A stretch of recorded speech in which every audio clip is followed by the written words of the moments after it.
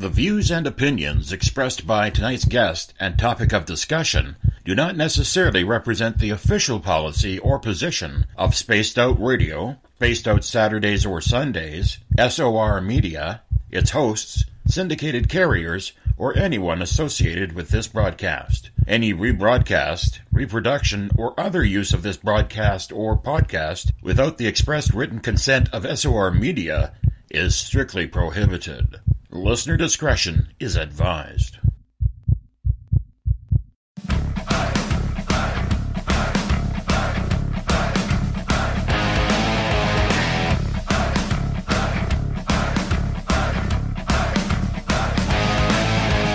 Are you experienced? Then come own the night with us.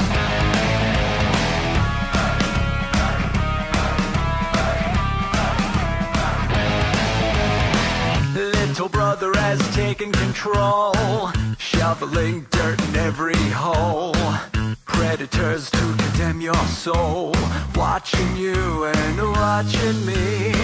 We're all Station atop the mountains of British Columbia, live from SOR headquarters. This is Spaced Out Radio with host Dave Scott. We live behind glass curtains and act like nothing's wrong. Soon you will belong. You can follow us on our website, spacedoutradio.com, and on Spaced Out Radio on iTunes. You can follow Dave on Twitter at Spaced Out Radio, and on Instagram at Dave Scott SOR, on Facebook at Spaced Out Radio Show, and on our YouTube channel, Spaced Out Radio. Brother wants to make headlines, be immortalized. Everyone's got an electric eye with the digital spies. They've watched you for so long. I know you're out there somewhere watching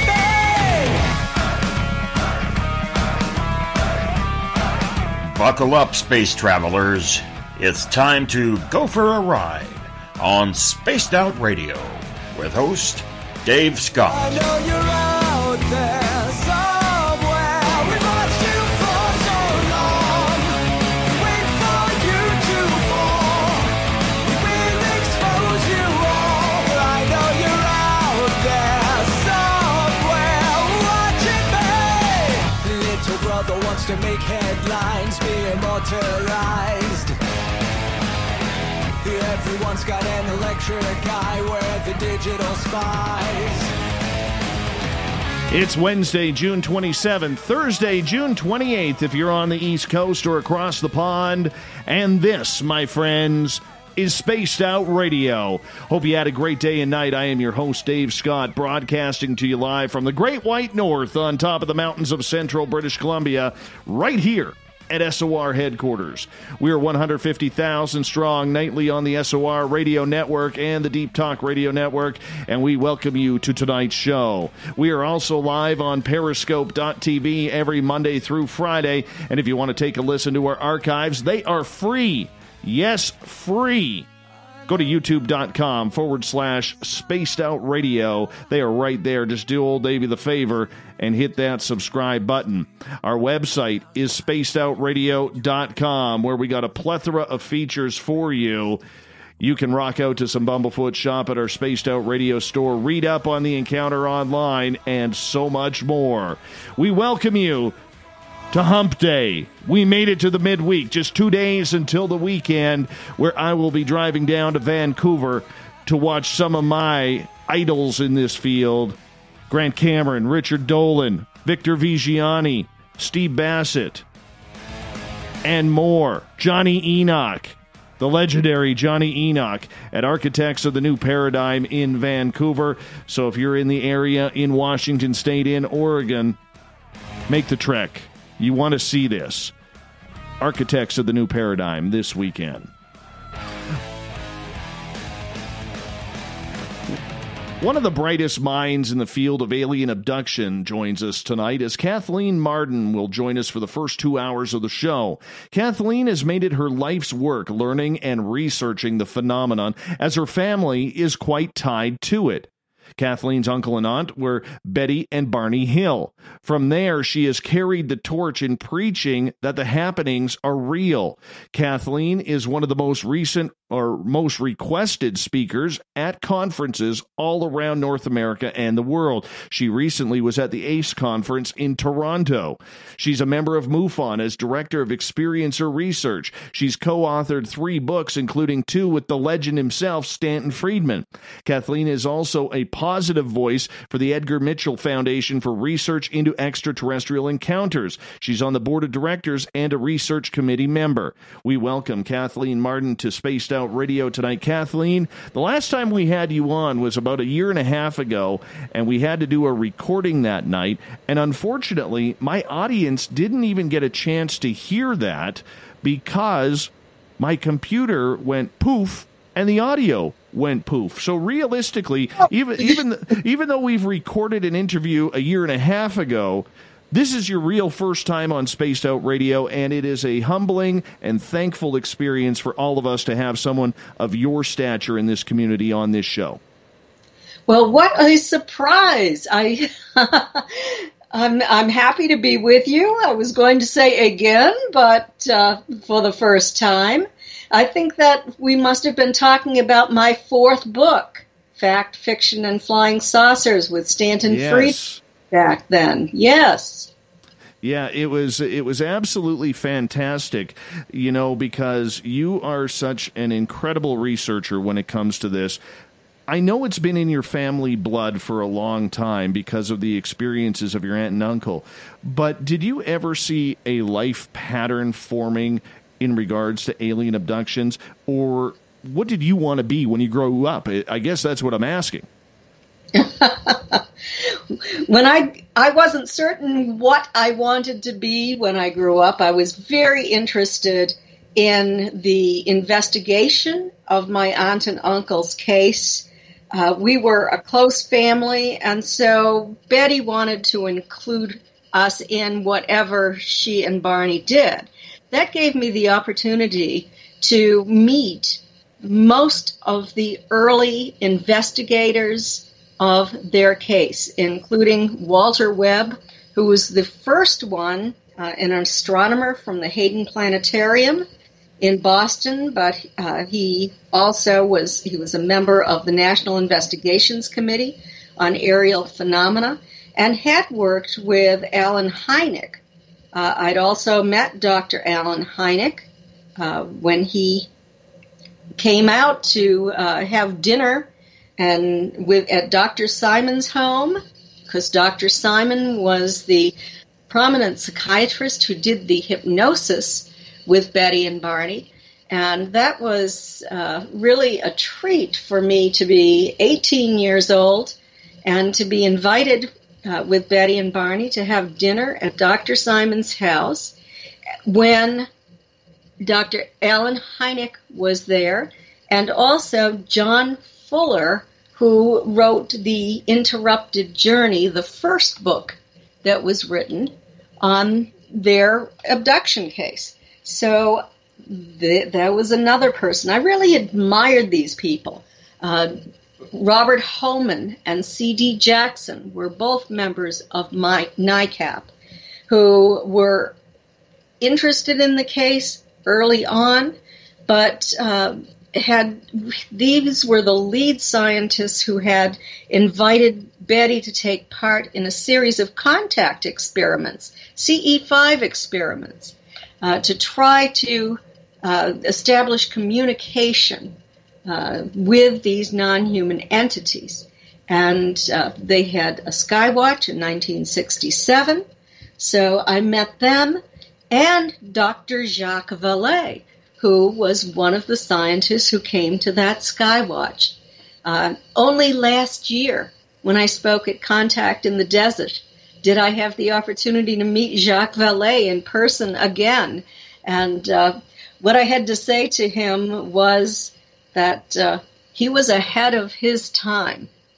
when he was talking about all of this appearing to be interdimensional, the nuts and bolts people were not very happy at all about that.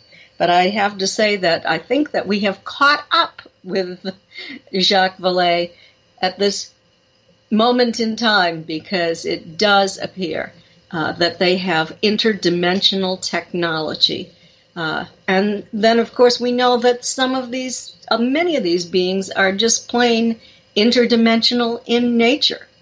So it was a treat to meet all of these people, and also to interview as many of them as I could during the time when I was doing my research for my book, Captured, the Betty and Barney Hill UFO Experience.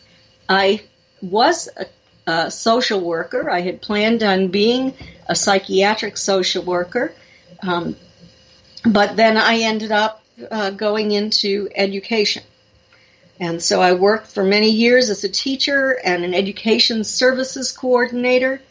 But about 30 years ago, I decided to hang up my hat and become a UFO investigator.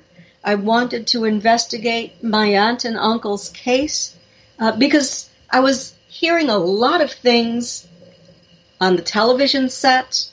I was reading newspaper articles, magazine articles that were somewhat different than what I had remembered about their case. I was 13 years old when it occurred. Betty called my mother. I was in the room the day that they arrived home, overhearing my mother talking with Betty. So I, over all of that time during the investigation, was aware of what was happening, of what was being learned. But then I was hearing that it was quite different. I was hearing that Betty and Barney didn't see a structured craft hovering close to their car.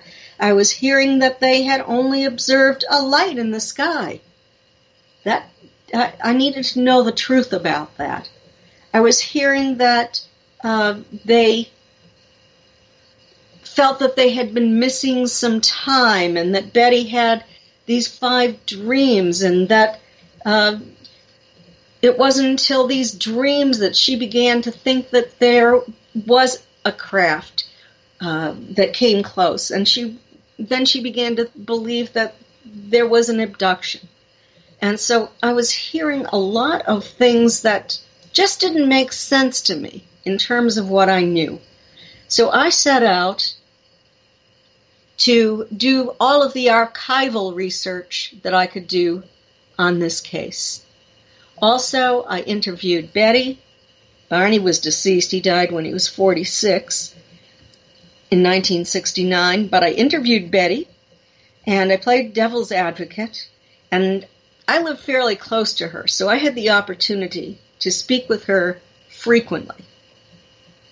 I tape recorded this. I made several trips with Betty, up to the close encounter route, up to the abduction site. I was looking for evidence. What kind of evidence was there? I remembered the spots on the trunk of the car, but people were saying that Betty wanted to check for radiation, and somebody told her that there was that she should take a compass outside and that to hold it around the car and see what happened. And I was reading that didn't test for radiation. So what did it test for? It tested for a magnetic field. I wanted to know what happened. I remembered seeing those spots on the trunk of the car. When I was 13 years old, I went out and saw them. I heard about the compass spinning, and come to find out it was a magnetic field. So this was like 30 years ago when I was exploring all of this. And what I found out is that Barney saw this as well. Not that Barney did not see it, such as was being said in articles, in books, on television. And I found that out because I had the hypnosis tapes. I transcribed the hypnosis tapes for comparative analysis. This was 9 sessions that I had, each about an hour long, and I transcribed Betty's statements, Barney's statements, and lined them up all along the trip. I had the Air Force's files, and my husband and I even went to Niagara Falls like Betty and Barney did. We, the next day, went to Toronto and drove east of Toronto to about 112 miles west of Montreal, just like Betty and Barney did. We traveled in the same time frame. We stopped in Montreal, just like Betty and Barney did.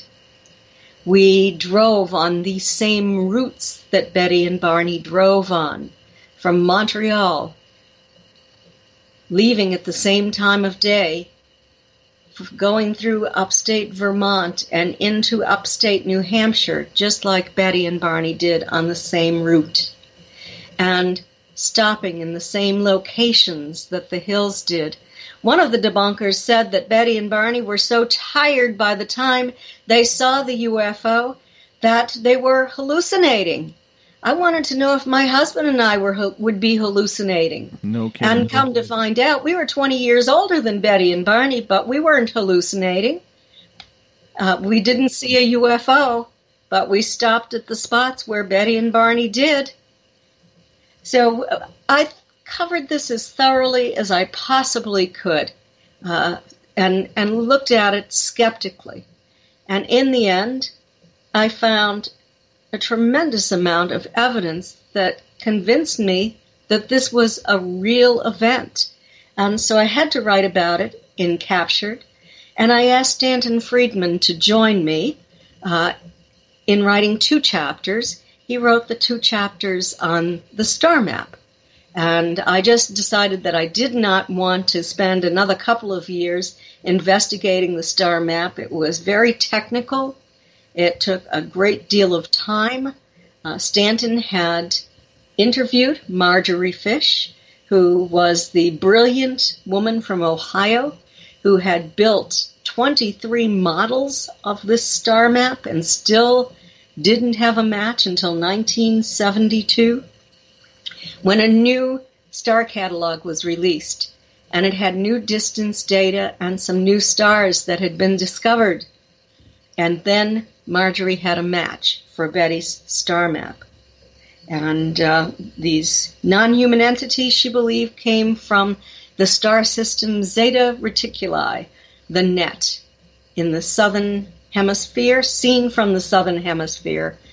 A constellation, we cannot see it from the northern hemisphere. So, okay. No kidding. So this was very interesting to me. I am somewhat of a detective. I wanted to find out the truth wherever it might lead me. And so I left no stone unturned in my exploration for the truth. It is a life path that you have decided to choose. Being a teacher and living with this family story that happened so long ago, when you got your educational degree, did you wonder about this on how, because, I mean, let's face it, educators are a lot like scientists. They're a lot of 5 senses type people. Did you really bring concern up that maybe there wasn't something truthful about this, that maybe they were, hallucinating, overtired, or maybe just on a low-flying aircraft like a jet plane or a military fighter at that time? Or was it always, this is my aunt and uncle, they're not going to lie to me, this is the truth? Because, let's face it, people in the education, much like lawyers, journalists, scientists, we can all be a little fickle. Well, let me say, my aunt was a social worker for the state of New Hampshire. My uncle worked for the post office, but in 1965 he was appointed to the U.S. Civil Rights Commission, State Advisory Committee, for the work that he did on civil rights. He was also in the NAACP. He was on the regional board. He was the legal redress for the NAACP. He had even received an award from Sergeant Shriver, who was the head of the poverty program for the U.S. government, for the work he had done in the state of New Hampshire. He was the first chairman of the board of directors of the Rockingham County Community Action Program that set up food stamps, that set up Head Start, that set up WIC, all of those U.S. programs for the economically deprived people who lived in the state of New Hampshire. They were not people who would joke about this or laugh about this. I remembered the trauma that Barney had gone through. Betty was very, very curious. She was a lot like me, but she was a social worker. And I was at first. She wanted the answers. It bothered her somewhat that this might have happened, but she wanted to get to the truth. Barney, on the other hand, was the one who said, Betty, let's forget about this. No good can ever come of it. And when he said that, she walked to the phone and called my mother. And over the next year, I would say, as we watched this unfold, as more investigators came, as this was constantly replaying in my uncle's mind, he developed the symptoms of post-traumatic stress disorder. He was a different man. When they came to my grandparents' farm, and I grew up across the street from my grandparents' farm, we always had gotten together as one big jovial family visiting. Barney now became quiet. He would take long walks around the backlands of the farm. He wasn't willing to meet with the family, to talk with the family as much as we used to. Betty, I think that it bothered him, that Betty seemed obsessed with this, that she could talk about almost nothing else. She had her memory of what had happened. She had this evidence. What had happened? Her dress was torn. She had a 1-inch tear in the thick zipper fabric. The zipper went up the back of her dress. The stitching on the top of that zipper was torn. It was a 2-inch tear in the lining, the stitching. The hem was torn down on one side of the dress, and the lining was torn from waist to hemline. How did this happen? She put it into her closet, and when she took it out the next time, it was coated with a pink powdery substance. How did this happen? What caused this powder to grow on her dress? She took it outside, she hung it on the clothesline, and the powder blew away. But it discolored her dress. She was never able to wear her favorite blue dress again because of the discoloration. She was going to try at least to fix the tearing in the dress, but now it was ruined.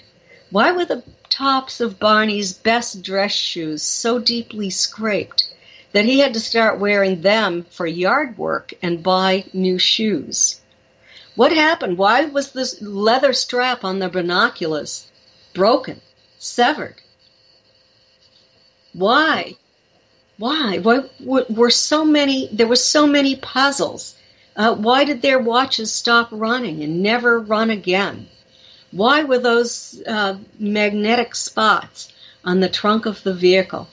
Betty wanted scientists to help to solve this problem, and she wanted to learn as much as she possibly could about this. She was talking to officers from Pease Air Force Base to find out what they knew. As a social worker for the state, she was talking to police departments to see what they knew about this, because she worked in foster care, and she would check with police departments on her children who were in foster care. So she really did a lot of exploration, whereas Barney tended to repress this, to push it down, to try not to remember it, but it played again and again and again in his mind. He couldn't sleep because of this. He was distressed over this. He had conscious, continuous recall of observing people standing on that craft when it was only 100 feet above him, when he was standing in that field in upstate New Hampshire. He put his binoculars to his eyes, and he saw 8 to 11 entities looking down at him. He said, in the first reports ever written on this, they were confidential, but he said he saw figures looking down at him that were dressed in black, shiny uniforms. He could see from the tops of their heads all the way down to their knees. He said they were, quote, somehow not human, close quote. He was very frightened by this, very disturbed by this, when little lights started to slide out from the sides of this, what appeared to be a disc. One light on one side, one light on the other. They were red. The craft started to tip toward him when all but one of these figures went to what appeared to be a panel on the wall. One stood in the window as the craft tipped toward him, and something started to drop down out of the bottom of this craft. It frightened him terribly. He thought there was a plan, and he thought that that plan was, quote, to catch him like a bug in a net, close quote. He went screaming back to the car to Betty that they had to get out of there or they were going to be captured. He got into the car, and as he was entering the car, he looked up and he saw that the craft was coming in his direction. He threw the binoculars onto the seat, got into the car, and went speeding down the highway, Route 3 in New Hampshire. And he told Betty, Betty, roll down the window and look up. See if you can see this thing. She rolled the window down. She looked up. She was expecting to see lights from the craft. They had seen these blue-white lights from behind the windows of the craft, and those red lights that had slid out of each side of the craft. She looked up, and all she could see was blackness, even though the moon was about 3/4 full that night. It was a pretty bright night. And then she rolled the window back up, and then she and Barney heard a series of code-like buzzing sounds that were striking the trunk of the car in the same location where they found those spots that were magnetic, that had a magnetic field. And when they heard those buzzing sounds on the trunk of the car, the dog's ears went up. It bothered the dog's ears, and a tingling sensation passed through Betty's and Barney's bodies, an electrical tingling sensation. Their car vibrated, and the next thing they knew, they were about 30 to 35 miles down the road. They remembered seeing a roadblock, encountering a roadblock somewhere along the way. They couldn't remember where or when it occurred. They remembered seeing this very large, fiery orb sitting on the ground. At first they thought it was maybe the moon setting. They asked the astronomer, Walter Webb, was this the moon setting? It was not. The moon had already set that night. They later found out that it was the craft as it landed. But that was not found out. That was not discovered until they underwent hypnosis and remembered being taken aboard that craft after Barney had somehow been made to drive to the remote location in a wooded area, or perhaps somehow the craft was picked up. That's my speculation, because of the spots on the trunk of the car. One way or the other, the car was in a new location, tall trees all around, the roadblock discovered under hypnosis, but a little bit of leak-through memory on Barney's part when he had a powerful emotional release in the dining room of my childhood home before he underwent hypnosis. So he actually did recall the roadblock itself before he underwent hypnosis, but not the abduction itself. Kathleen, I'm curious because you tell this story hundreds of times a year. Do you ever get sick and tired of telling this story? Do you ever feel that, you know what, we got to move on? Or is this story so profound to not only you, but to the entire field of ufology 50 years later, that we still need to be bringing it up as an actual, case-by-case study, because it is so relevant, it is so unique in its way on so many levels? This case is probably the most important case in history. And this case has also been the target of extreme disinformation. So I don't grow tired of telling this story, because the truth needs to be told. And debunker Philip Klass, who was actually a government disinformant, based upon what I have been able to learn about him, I could not find a paycheck, but I have every reason to believe that he was working in federal intelligence. And because he had been in trouble, because he had had a relationship with a man who worked at the Soviet Union, a Russian man, he was suspected of being a spy. His apartment was searched. We know, based upon years of archival research that Stanton Friedman and I have done, that the government, the U.S. government, did coerce some people into doing their work in spying and in disinformation. So I know that Philip Klass was a disinformant. I have his collection. I have been to the American Philosophical Society in Philadelphia, Pennsylvania. I've made multiple trips there, looking at his files, looking at the files of disinformant Donald Menzel, who was a very prominent physicist from Harvard University. Stanton Friedman found out also that Donald Menzel had a very long relationship with the National Security Agency.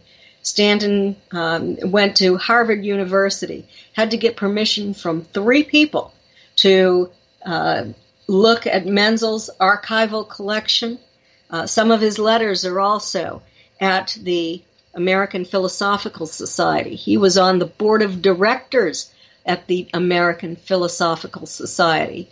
He is also believed to have been on MJ-12, and in 1953, when the CIA study was done by the Robertson panel that decided to disinform the public about the reality of UFOs, Donald Menzel wrote and had his first debunking book on this topic released.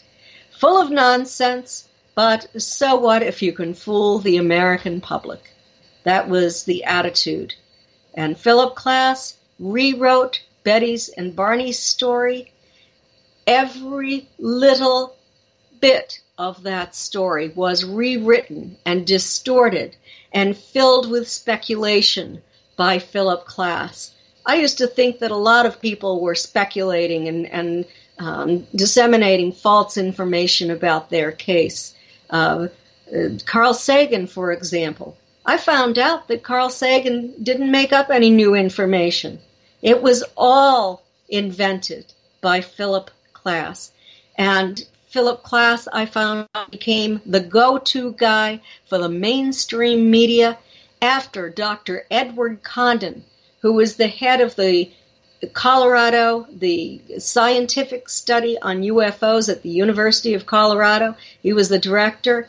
Well, he wrote a letter of endorsement for Philip Klass to McGraw-Hill Publishing Company, Philip Klass's boss, and said, if you need an expert in this field to speak on the topic of UFOs, I highly recommended Philip Klass, because he does not have the foibles of the UFO buffs, such as Professor James McDonald. And who was Professor James McDonald? He was probably the leading scientist of all time to actually take a scientific look at UFOs, to do a scientific model, and to look at this as a physicist and mathematically. So, and Philip Klass went on merrily deceiving the public for many, many years. That's why this case is so important, as well as the Travis Walton case, as well as every major case in American history that had a lot of evidence and that had credible witnesses, because Philip Klass did his nasty job of debunking every case and of building questions in the minds of the public and the minds of scientists about all of these very significant cases that had evidence. Why discredit Betty and Barney Hill? Was it just because it was a government shill who didn't want to let the cat out of the bag that this was happening, just a number of years, over a decade and a half, almost 2 decades after Roswell? Or was it because that they just didn't want this type of story getting out? Was it because of a situation of bringing attention to a heightened time in racial tension where this was a mixed-race couple? What is your opinion on that? My opinion is that they were still following the directives that were put out in 1953 by the CIA. The CIA had done a study on UFOs, and as had the Air Force. They had discovered that a large percentage of these cases, 26% in 1952, and these were very good cases of UFO reports, often reported by military pilots, military officers. 26% of these cases were true unknowns. The Air Force sent their files to the CIA. I've discovered the records. That's why I know this. I did the original research. I'm not taking this from somebody else's book. And so the CIA did not want the American public to know that UFOs were real. The reason they used initially is that they thought that if there was a lot of public interest in this, that if there was a preemptive strike by the Soviet Union on the United States, that it could jam up the phone lines, and that the people would be calling in reporting UFOs. Maybe Russian sympathizers would be calling in reporting UFOs, and it would aid the Soviet Union in invading the United States. That was sort of the idea that was disseminated. I think there are other reasons for this too. And, if the American public knew this, then there might cause some problems with ministers and their congregations. I discovered that way back in 1947, June of 1947, when Kenneth Arnold had his sighting of 9 crescent-shaped objects in the Cascade Mountains, and made his report. It garnered a great deal of interest among the American public. There were also observers on the ground who saw these discs as well. And about a week later, there was a minister, not even a week, there was a minister who had a large congregation, and he told his congregation that this signified the end of the earth. Imagine the hysteria that would come from the American public believing that the earth was coming to an end, or that we were being invaded even. General Roger Ramey, the head of the 8th Air Force, had a press conference, and at that press conference he said, "Don't worry anybody, Kenneth Arnold did not see extraterrestrial craft. All it was weather phenomena. No problem here. We're not being visited." And so, dating all the way back to 1947, there was concern that it would be a good idea to cover this up and to make the public believe that this wasn't real. And I do know that behind the scenes, the Air Force and the CIA were doing extensive studies on this. The Air Force commissioned Project Blue Book Special Report number 14.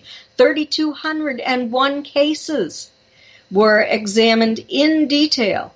And this was at the Battelle Memorial Institute. 4 scientists looking at all of this data and attempting to categorize it as balloons, as conventional aircraft, as weather phenomena, as hoaxes, as psychological explanations, as insufficient data, as any of a number of other things. And in the end, 21.5% were deemed true unknowns. They could not be identified as anything conventional or weather phenomena or astronomical phenomena. They were really unknowns, which, that's what the word we use when we think that they do not come from this planet.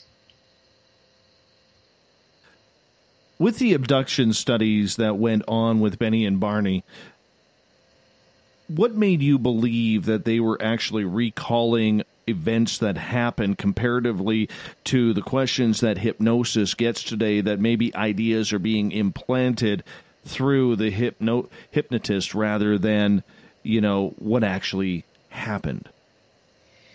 Yes, and that is a danger of hypnosis. If pointed questions are asked by a hypnotist who has an agenda, then the possibility is that if the person knows anything about this topic, that they can confabulate, read a few books, and you can invent your own story.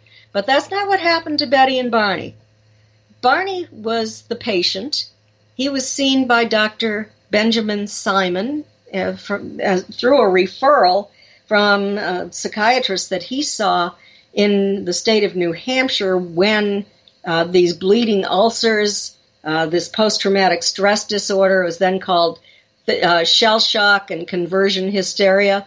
But he was referred to Dr. Benjamin Simon because Ben Simon had set up the psychiatric unit at the Mason General Hospital on Long Island in New York during World War II. He was a colonel in the Army. And he was a psychiatrist who had a great deal of success in treating veterans who were returning from the war front. And there was a movie made about him, actually, called Let There Be Light. And I have this movie. When you look at this movie, you can see these veterans. For example, there was one who had to be wheeled into the room. He wasn't able to walk, but there was no physiological reason to prevent him from walking. Dr. Simon probed very deeply, not only to that battle that he was in where he lost the ability to walk, but what might have happened before that in his life that had contributed to this shell shock and this conversion hysteria. There was a man who was blind, who had seen his buddy killed in the foxhole next to him. And it was such a great shock. But even after that issue was resolved, Dr. Simon felt something else was going on because this man still was not able to see. Come to find out, he received a Dear John letter from his sweetheart the week before his buddy was killed before his eyes. And it was the combination of these things that contributed to this psychological problem that caused a physical problem among these soldiers. Dr. Simon was the best person for Barney to go to, given his post-traumatic stress disorder. Dr. Simon knew nothing about UFOs. He didn't even believe that UFOs were real.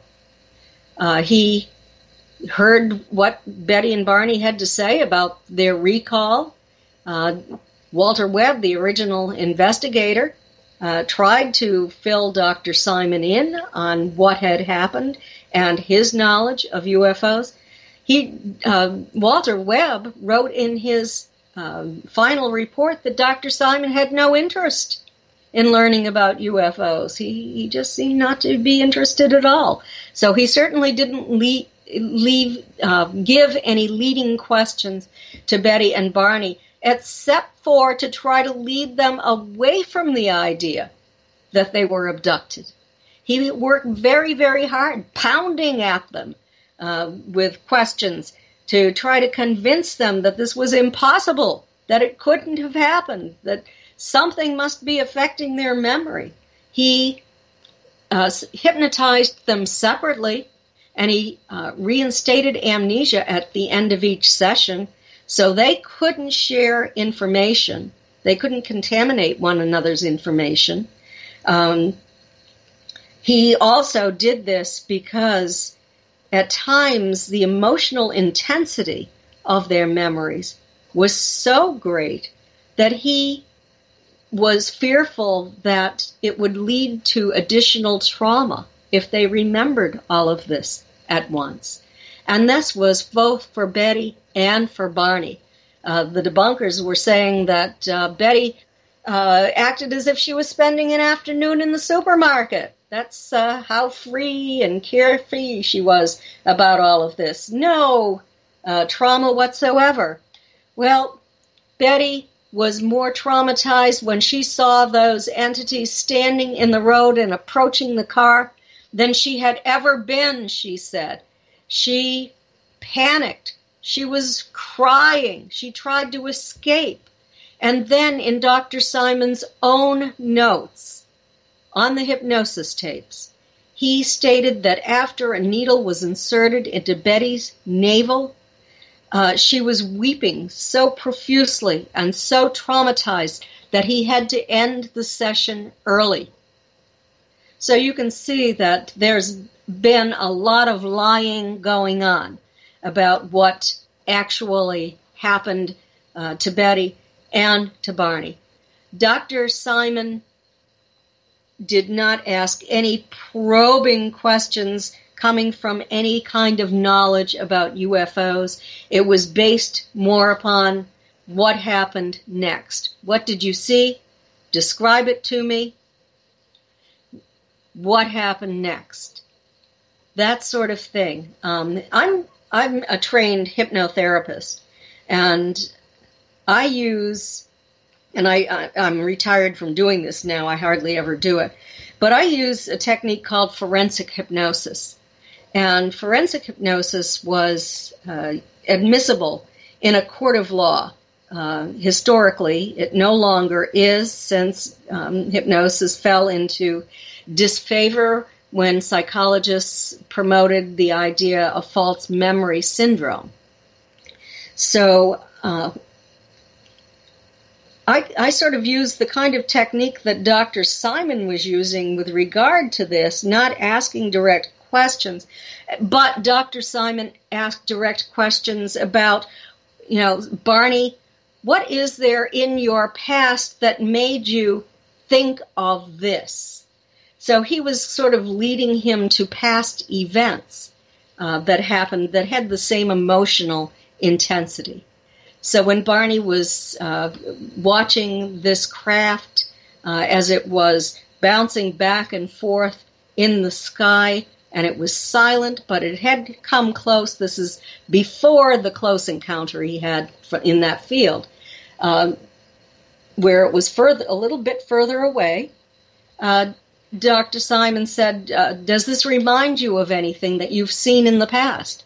And Barney said, yes. He said, my sons and I were at a state park to go swimming, and a jet came through, and it came very low, and it roared, and it frightened us, the sound of it, and that it was so close.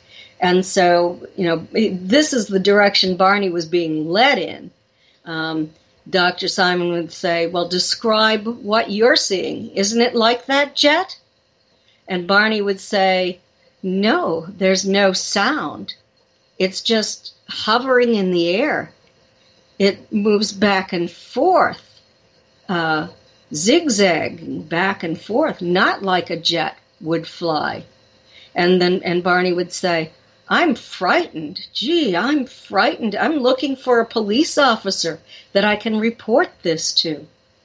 That's the kind of thing that Barney was saying to Dr. Simon, and the kind of questions that Dr. Simon was asking. He was always trying to lead Betty and Barney away from what they remembered. And in spite of this, Betty and Barney had the same conscious recall in detail. The big question was, were they remembering under hypnosis the part that they had amnesia for correctly? Were those memories accurate, or was Betty only remembering a series of dreams that she had that Barney knew a little bit about? That was one of the questions I had.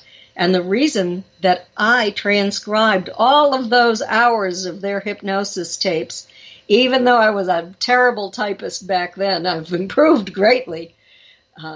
But I wanted to know, was Betty reliving her dreams?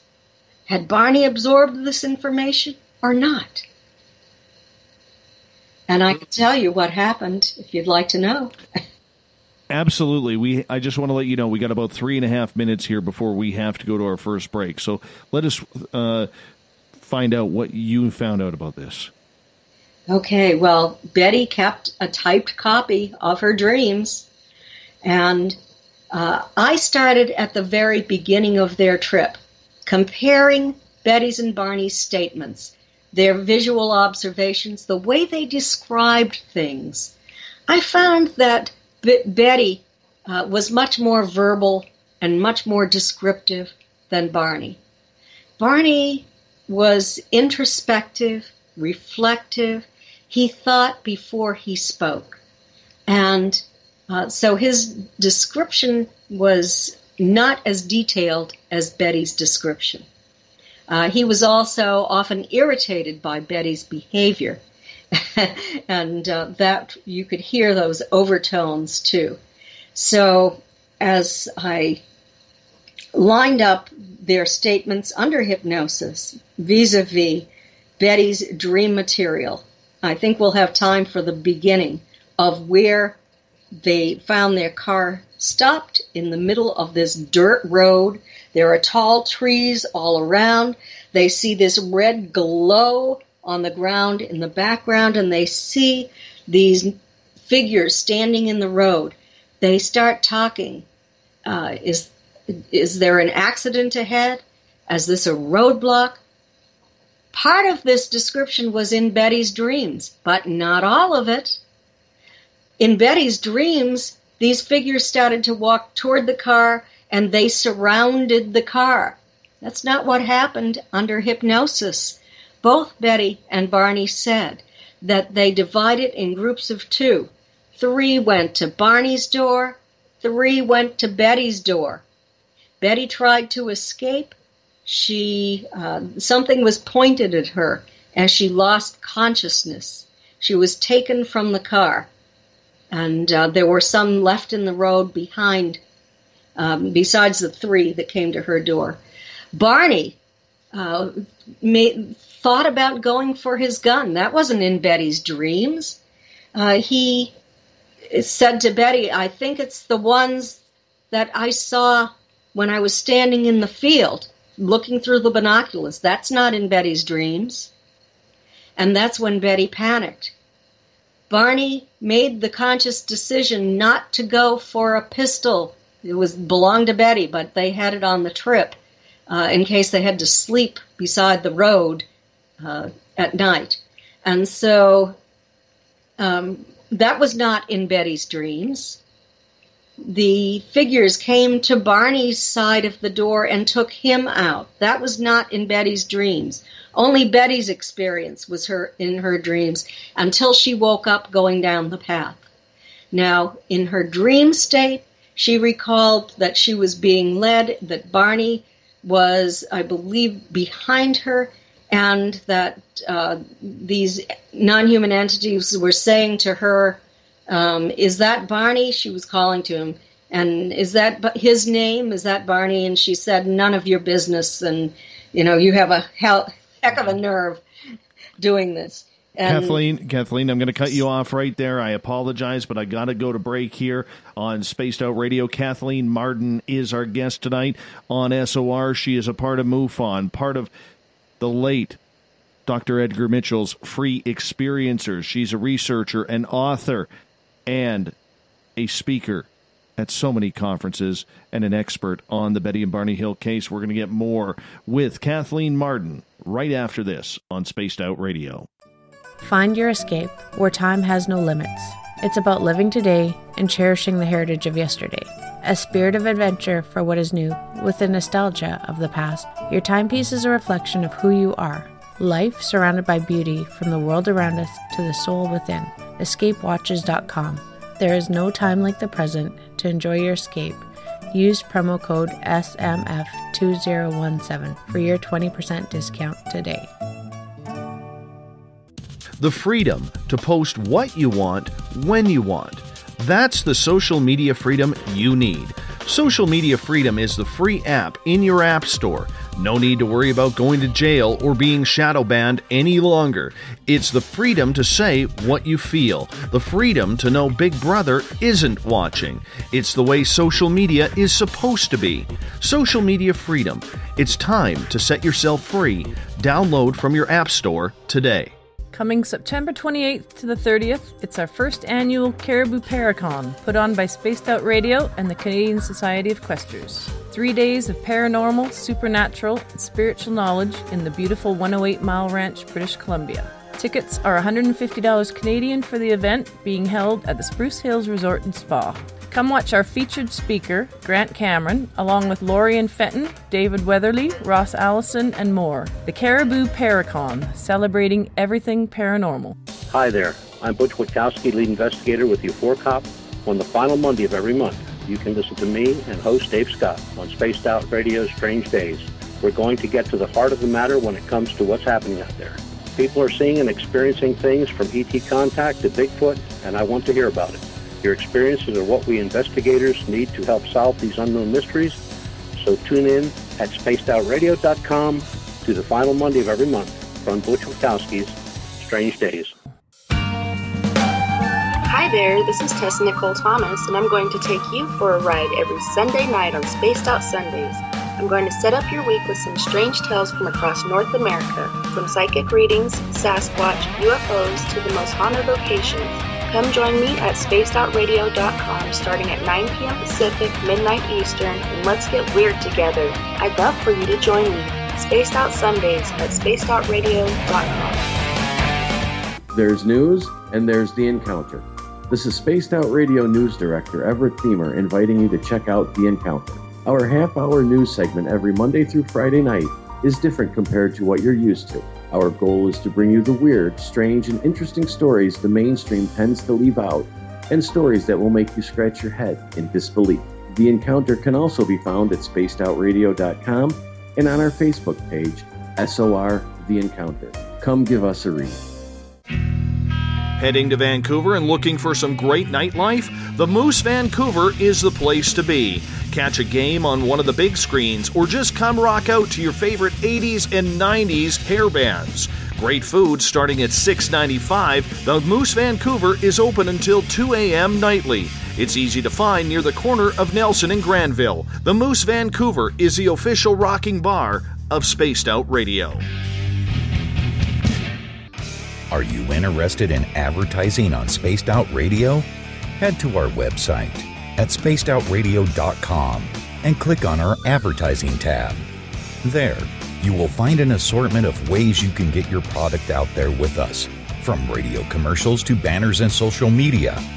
Have a product you like our hosts to endorse? We can do that too. Visit spacedoutradio.com for more details. Do you want to know what's really going on in your world? Do you have questions about who you can trust in the mainstream media? Then look no further than the Rebel Planet. Come get the straight answers right here at spacedoutradio.com. Join me, Jamie Sexton, creator of Rebel Planet News, as I fill you in on the stories behind the stories. All you truth seekers, be sure to tune in to Rebel Planet on spacedoutradio.com the third Thursday of every month. You hear footsteps in the empty room above you. Don't be afraid of the things that go bump in the night. Reach for Spirit Storybox, the iPhone app the Huffington Post UK called the only ghost hunting app you will ever need. Spirit Storybox. The spirits are telling their stories. Are you listening? Visit purpleplates.com today. For over 40 years, the Purple Energy Plates have been delivering amazing results for their many customers. Inspired by the great genius Nikola Tesla, the harmony, healing, and energetic effects of the plates have proven over and over to be beneficial and often miraculous to thousands of customers. Check their site for daily specials and choose from their many energy products. You won't be sorry. Visit them today at purpleplates.com. So, you love talk radio? Then you'll love TalkStreamLive.com. TalkStream Live is always on, 24/7, with the best streaming talk shows. Find your favorite talkers and discover some new ones. It's free, readily available online or on mobile with any smartphone or tablet. Finding your favorite talk shows all in one place has gotten a whole lot easier. Just go to TalkStreamLive.com. Be sure to download the free apps from Google Play or the iTunes App Store.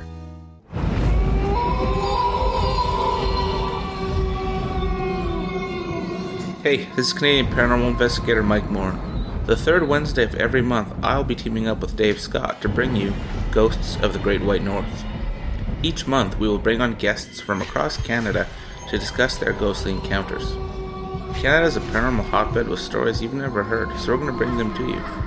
So get comfy on your Chesterfield, grab a donut, and join us, eh?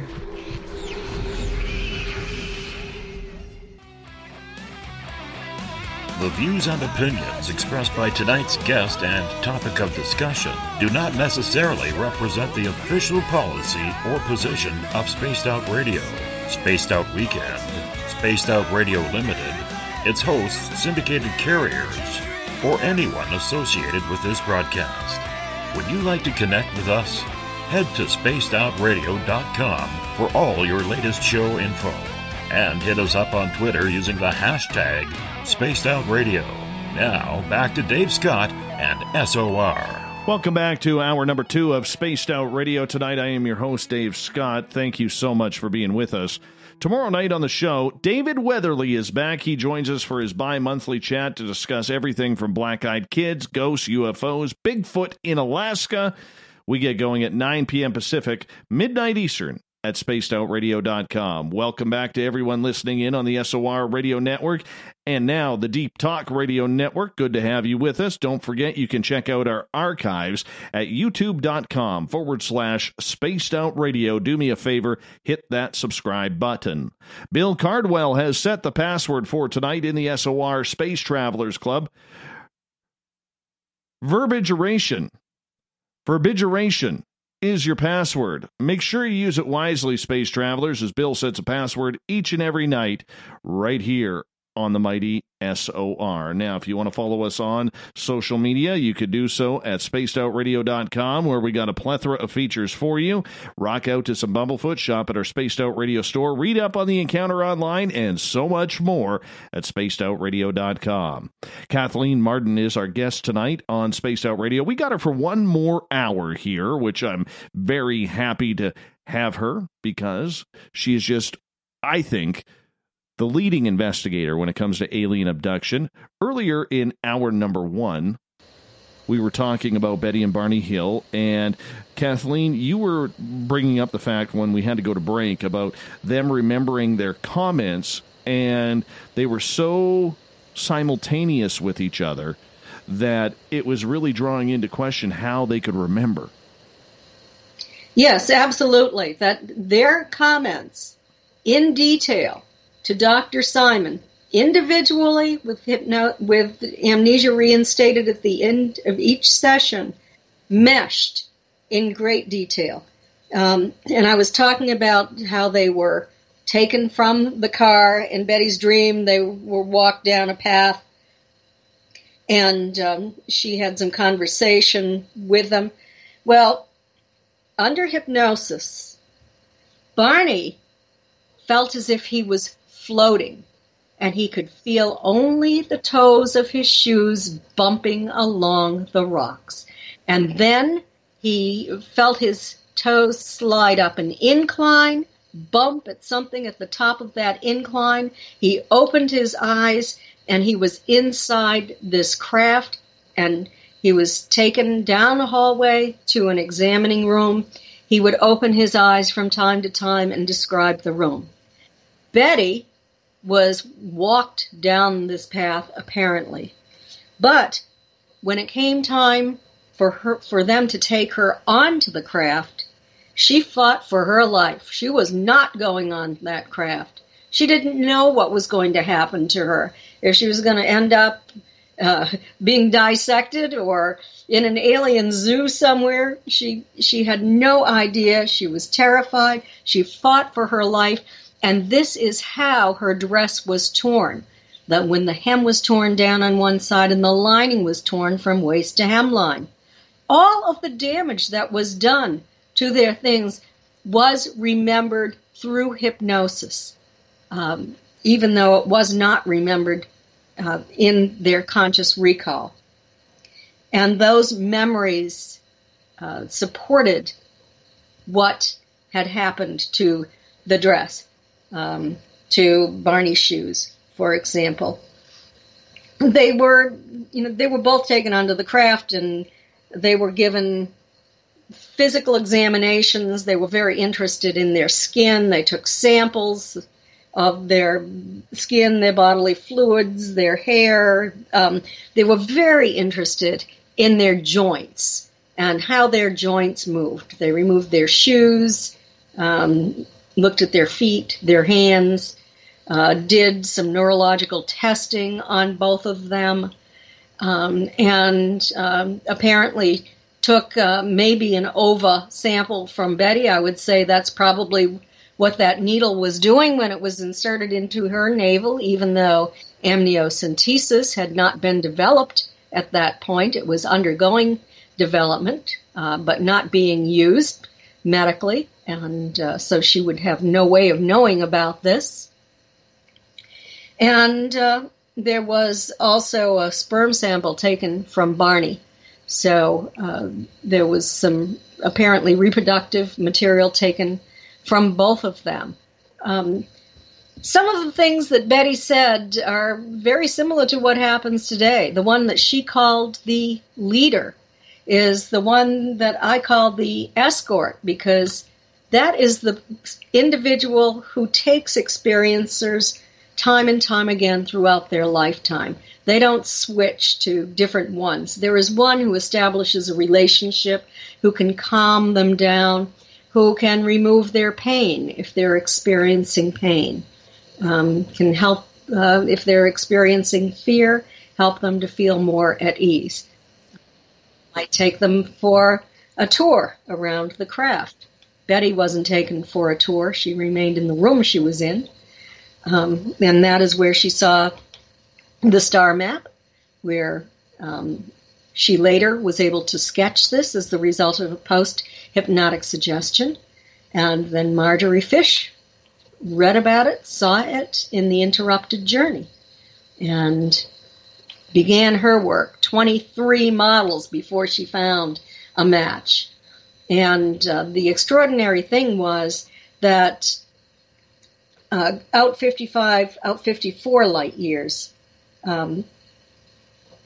she was able to identify the stars that were sun-like. All of those sun-like stars were on Betty's map. And although only 5% of the stars in that local part of our galaxy were sun-like, all of those sun-like stars were on Betty's map. So that was quite extraordinary in that time. It's been updated. There hasn't been a lot of publicity about this. You can find it if you search hard enough on YouTube. I unfortunately have lost the URL, but an astrophysicist has done a modern update investigation on this, and it is still about well over 90% accurate even today. It was also done as a computer model at Ohio State University many years ago in order to check out Marjorie's work, and they said that her work was 100% accurate as well. There was a lot of evidence in this case, and so, I know that some people tire from hearing it, but there's a lot that needs to be said because it has been debunked so terribly. Right. Jason has an interesting question in our chat room here, and he is asking you, Kathleen, has anyone ever done a remote viewing of this encounter or any encounters to get another look at what happened? I am not aware of anyone who has done remote viewing of that encounter. That would be very interesting. I am aware of a group holding one of Betty's earrings in their hand. It was inside a little bag, so they couldn't see what it was. And people who were psychic in that group sensed that earring had been aboard an alien craft. So that was kind of interesting. But remote viewing would be interesting. Are there any remote viewers in the audience? I'd love to know. Not that I know of or see in the chat rooms yet tonight, but you never know who pops up. Well, I have friends who are remote viewers, so I could ask them, but I've never thought of it before. Well, hey, you know what? We got a pretty intelligent audience around here that you will come up with things, and a lot of times I'm scratching my head saying, well, why didn't I ask that or think about that? I mean, they're pretty intelligent that way. Mm-hmm. And we thank them a lot around here for their great questions at times like that. Now, with this abduction that happened and the debunking that was going on, I want to fast forward a little bit to today because, as you say, and as everybody says, this is one of the most prevalent cases of alien abduction that has ever been recorded. Do you think with technology today that the days of the Betty and Barney Hill case or Travis Walton, that we're done with those, considering that the technology today and the CGI, the faking that everybody is doing for their 15 minutes of fame, and more people are coming out because they're not afraid to talk about it? Do you think the days of that really, really cool experience that could be written into a book or made a movie of are over? Well, I'm still investigating cases. And the ET's technology is really remarkable. I just presented 3 cases when I was in Toronto, and I was at Alien Con in L.A., actually Pasadena, the weekend before that, we had 10,000 people who attended that event each day. I was on panels for discussions. It was really the largest audience I have ever seen. Incredible. But I have to tell you that we're still investigating scientifically using instruments, but I'm going beyond the nuts and bolts part of it because I know there's a lot more than just the nuts and bolts. In those early cases, we were not really looking into those aspects of it. Who would have thought that someone could actually be moved on some kind of a tractor beam from the ground into a craft? We were thinking way behind the times back then, and certainly far behind the level of technological development that it takes to come here from elsewhere. But I have to tell you, in one of the cases that I investigated for my book, The Alien Abduction Files, it was the case of Jenny Henderson and her family. They were from New Hampshire, and this was a generational abduction. We know now that abductions tend to be generational. And a lot of people don't like the word abduction. They want to use contact or experience. And I understand that. But there are some people who are being abducted. Dr. Don C. Donderi and I have just completed a comprehensive 3-year study on experiencers for the Mutual UFO Network. Dr. Donderi is retired from McGill University. He was a psychologist and statistician. He administered what is called the American Personality Inventory to 188 of the individuals. There were close to 600 who took part in this survey. There were 118 questions on the survey. But the American Personality Inventory identified those individuals who had UFO abduction syndrome, meaning they had the emotional signature and the knowledge, even secret knowledge, of having been abducted aboard a craft. And so they were a special group that we looked at in our study and compared them to the other experiencers and contactees in the group.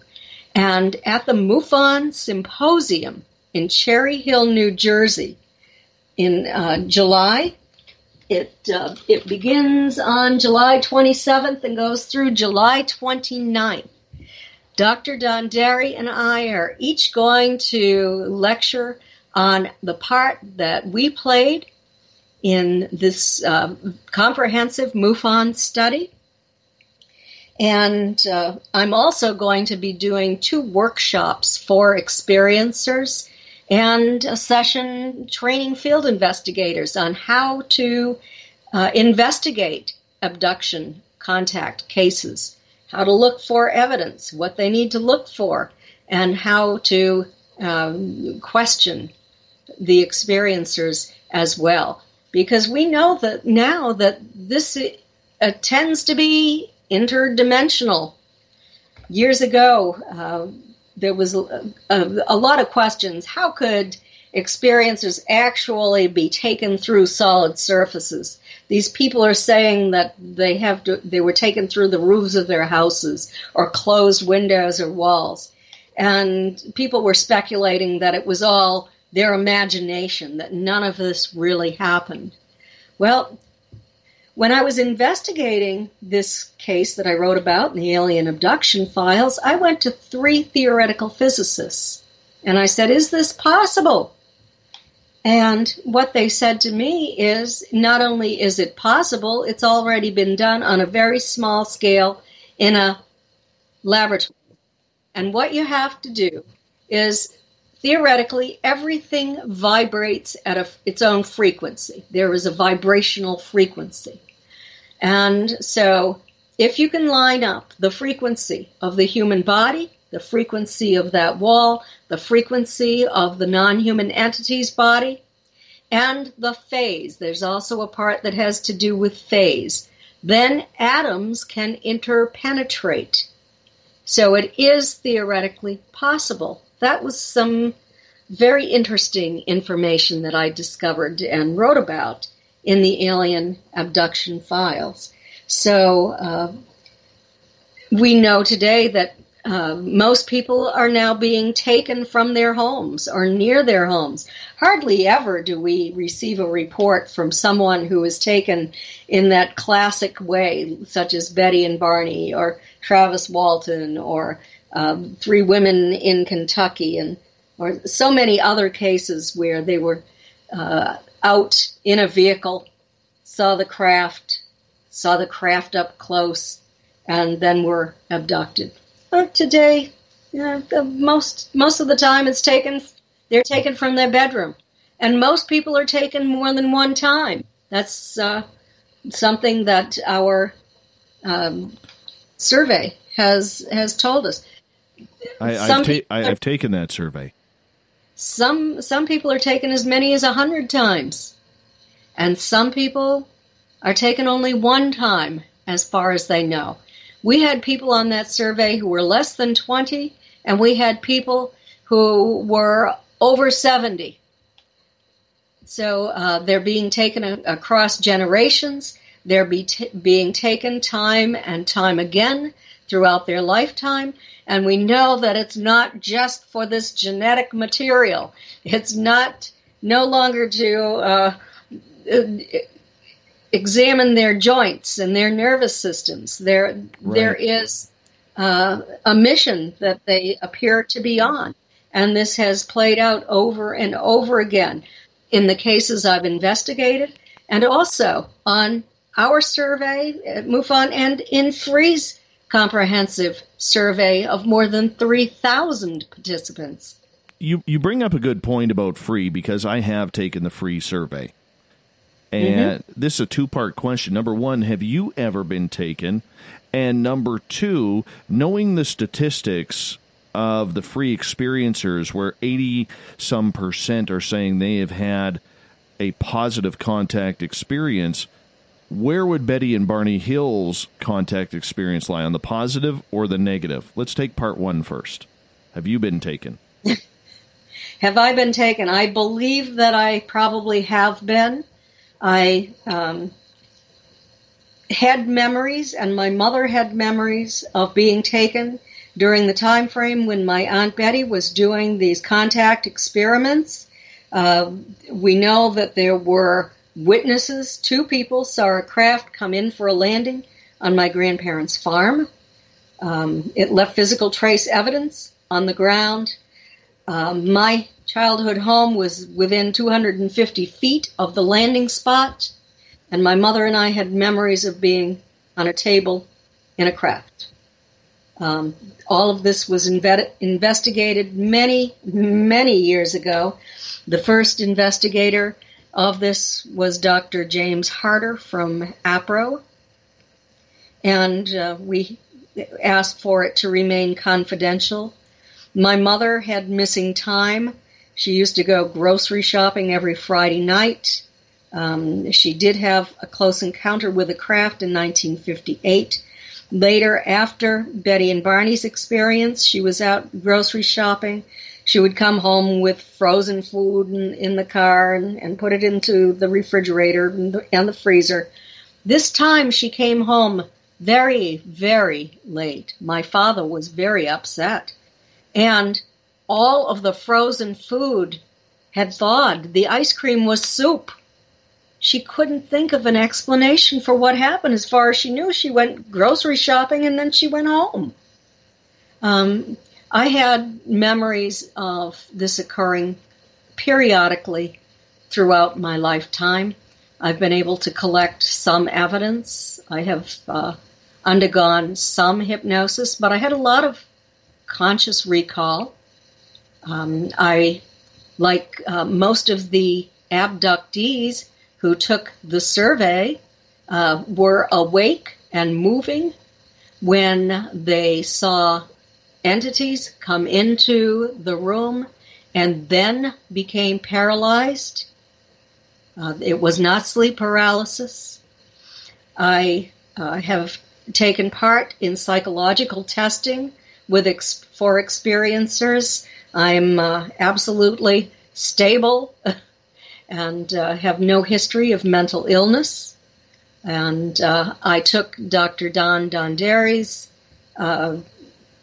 API, American Personality Inventory, that was based upon the Minnesota Multiphasic Personality Inventory that was given to experiencers many years ago.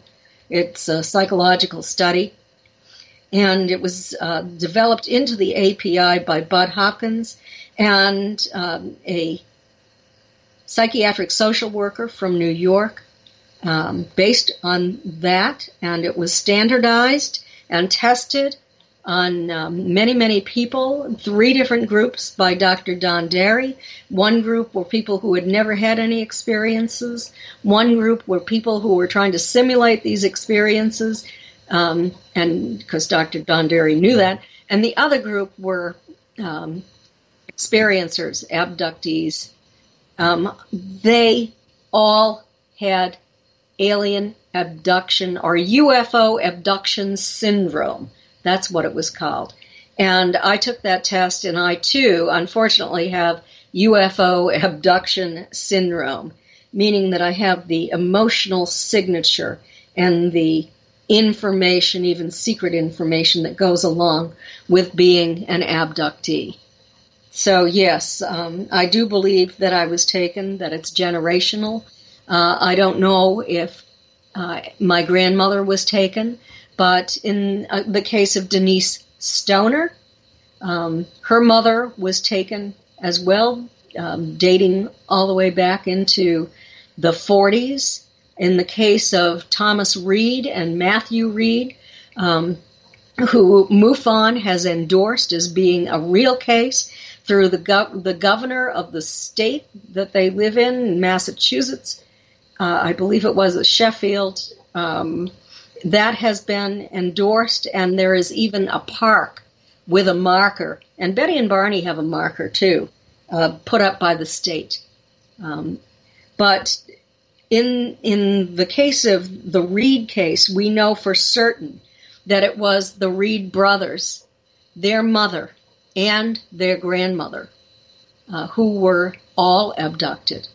So it is generational, and it goes on for many years. But over time, in the past, say, 15 years, and I haven't been taken since 2015 that I know of, they've been trying to give me upgrades. I have been healed from an illness that I had that had a poor prognosis. There's a medical doctor from Free who has my medical reports and has the evidence that I am healed now and just how that occurred. It's going to be in the new book that Free is putting out, Beyond UFOs. I believe it's The Science of Consciousness. I also have a chapter in that book. So we have learned a great deal about what is happening and why. They have been attempting to raise my vibrational frequency. And I think that they have finally raised it to the level that they wanted it to be at, because sometimes I can feel this electrical tingling through my body when I am around other experiencers. We felt that a lot when we were at the International UFO Congress Conference in Arizona in February. I could identify the people at the conference who were experiencers because we were tingling when we were in the presence of each other, and we were hearing these high-pitched tones in our heads. And everyone, not everyone there, but all of us were hearing that. And some of us even saw some entities that were not fully visible. They were more like kind of shadow entities in a way. They glistened a little bit. But I was sitting at my vendor table. I had a vendor table with Stanton Friedman right up at the front of the conference room. Stanton had gotten up to get his lunch. It was lunchtime. It was our break from the lectures. And these four beings just came in to that conference room, and I could see them when I couldn't see them face on, but in certain angles I could see them. And I greeted them telepathically. I said, "Welcome," and I said, "We love you." And I always say that because negative entities are going to run in the opposite direction, if you say that to them, or if I say that to them. So they heard me, and I heard them say, "She can see us." "Where is she?" one of them said. And one of them came in my direction, and I said telepathically, "She's straight back." And I was thinking they were looking for Susie Hansen. And so that one of them came and either went straight through my table or between the crack between two tables, right toward the back. I turned around, and the other three were not there. I think it was three. So that, and other people saw these entities too. They were reported. I'm not the only one. Getting back to where you were saying that you were upgraded, what do you mean by the term upgraded? Well, I think that they are interested in maintaining the health of the individuals that they work with. They also attempt to raise our vibrational frequency to make life easier for us. We do know that from our study that the majority of experiencers have increased spirituality. They're upgraded spiritually. We know that we become more psychic. We know that we become, one of those psychic abilities is to become empathic, where some of us, most of us, are able to feel somebody's emotions as if they were our own when they're near us. Some, not me, but some are so highly gifted that they can even determine whether a person is carrying an illness in their body. And some of these experiencers have actually developed the ability to heal others. That's not me. I can't heal others. But very, very interesting, some of these upgrades that experiencers receive. And to receive messages. I can sometimes receive telepathic messages as well. Getting to another question from our audience, this one from Joseph, and he is asking, Kathleen, are you aware of the accusations about Bud Hopkins and other abduction hypnotists? Oh, yes, I'm very aware of that. That was the reason that, dating all the way back to 1991 or 92, I began my extensive study of hypnosis. I went to the university. I read all of the academic studies that I could find. I wrote an extensive paper, and I was one of the individuals who was opposed to the type of hypnotist that was being done that could lead experiencers to certain answers. Let me give you an example.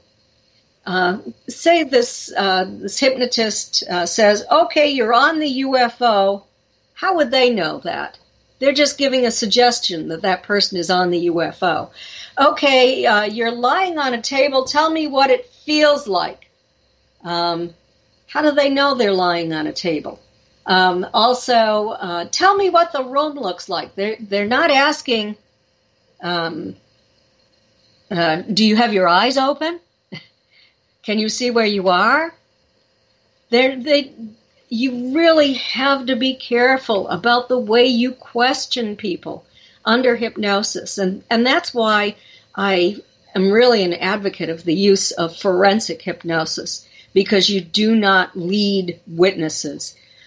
That said, if somebody has read extensively on this topic and they know all there is to know about other people's experiences, they can create their own experience. You can lie under hypnosis very easily. And once you've said that lie, you will believe it even more firmly than you did initially. So there are many things that hypnotherapists today do that are different than what was done years and years ago. One thing that was done years ago was that the experiencers were taken through the process of being taken onto the craft. And oftentimes, if they started freaking out or weeping, became very frightened, the hypnotist would take them out of hypnosis, and it wouldn't go beyond that. Do you know what happened then? The person is left with that traumatic memory. That's why so many individuals in the beginning were traumatized after they had hypnosis. It wasn't done properly. We've learned a lot about that now. And hypnotherapists use different techniques today than they used to use. I was hypnotized by Bud Hopkins. Right.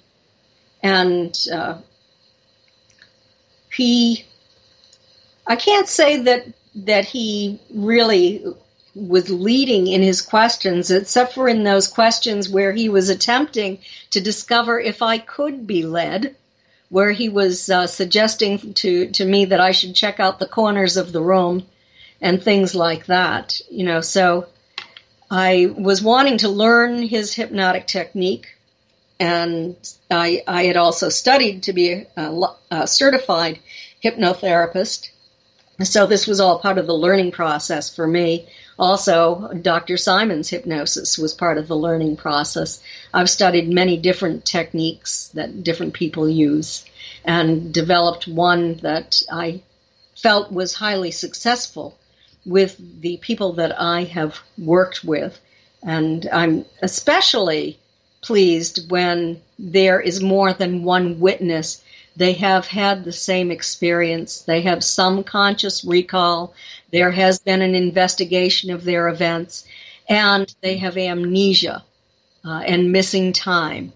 And then you can take them separately. It's even better when there are two hypnotists who are doing hypnosis on one and one on the other, because then there's no knowledge of what is said. And those memories can be compared and contrasted later. So if you're doing an investigation through the use of hypnosis, it's much better if you have more than one person, because you can't confirm one person's statements. We do have secret information that hypnotherapists learn just by doing it, that we don't tell other people so that we won't contaminate the information and not be able to determine whether this has really happened to an individual. So there are many techniques. There's also another technique that's used by some hypnotherapists, and it was developed by Dolores Cannon. It's not for use for a person who is having an investigation of their events, but it is highly effective in releasing any kind of fear or trauma that the individual might have. And it's called her quantum healing method. MUFON has a list of vetted hypnotherapists, psychotherapists, and also a list of support groups. They're just self-help support groups run by either UFO investigators, people who are experiencers. But all of our individuals that we have vetted have to know how to treat people who have had these experiences. So they have to have some knowledge. And this is very important for the psychological well-being of these individuals. They have to have adequate knowledge and training. They have to be licensed or certified. They also have to have malpractice insurance. And this is required by MUFON's Board of Directors. I am the individual within MUFON who established all of these guidelines because in the past, there were just people who were sort of practicing on people who had had these experiences and didn't know enough about hypnosis and not enough about psychology. And some people were harmed. Some people experienced trauma that was unnecessary. And so that's one thing that I can say about MUFON that I'm very proud of, that we have a vetting team, and we do look at people's credentials before we will permit them to work with anyone. And MUFON does not make a contract with that individual. The experiencer enters into a private contract. I want to ask you about alien abductions for a minute, going back to what you learned and everything you have talked about with Betty and Barney Hill. You have investigated or read over probably a couple thousand cases, if not more, in that time. Are you noticing any type of significant patterns as to what is happening to people who have been taken or believe they have been taken? Well, yes, initially, and I've been investigating this for in interviewing people and doing case investigations for close to 30 years now. We're seeing patterns. We're seeing people who have some conscious recall that this has happened. They have physiological symptoms when they're returned. They have patterned marks on their bodies. My team at MUFON, I have a team of 18 people right now. My assistant director is Dr. George Medich, who was an orthopedic surgeon. Before that, he was a pro baseball player. And during his free time, he went to medical school and then became an orthopedic surgeon. He's retired now. And he helps with the team. He manages the team on a day-to-day basis. Our team speaks with individuals who have had these experiences. All the individual has to do is go to MUFON.com, scroll down on the main page, click on the link to MUFON's experiencer research team. It takes you to a page with the credentials of some of the members of my team. And at the top of that page is a little bar that says, take the experiencer questionnaire. There are 30 questions on that questionnaire. If you take it, you'll need to give your contact information, and someone from my team will be assigned to contact you. They will write to you first in an email message and offer to set up a telephone conversation or a Skype conversation. And then you will be able to talk to someone from my team. We are collecting evidence. We have a catalog of marks on people's bodies. We don't show it to experiencers because we don't want to contaminate that information. We also tell experiencers things to look for, such as going into a dark room and using a black light or UV light after an event. Check your body out. Do you see fluorescence on your body when you're in that dark room? If you do, go get your camera. Do not do it without a flash, and photograph that fluorescence. We keep a catalog of fluorescence on individuals' bodies that we can compare. So we're collecting all of this information. It's not being released to the public, but our investigators will then know what to look for. So, and that's very important. The people on my team are all field investigators, but they talk to people around the world who are having these experiences in a non-judgmental way. So a lot of people only want to have somebody that they can talk to about their events. They've never told anybody, or they have tried to tell someone and they were ridiculed or made fun of. So that's one thing the team does.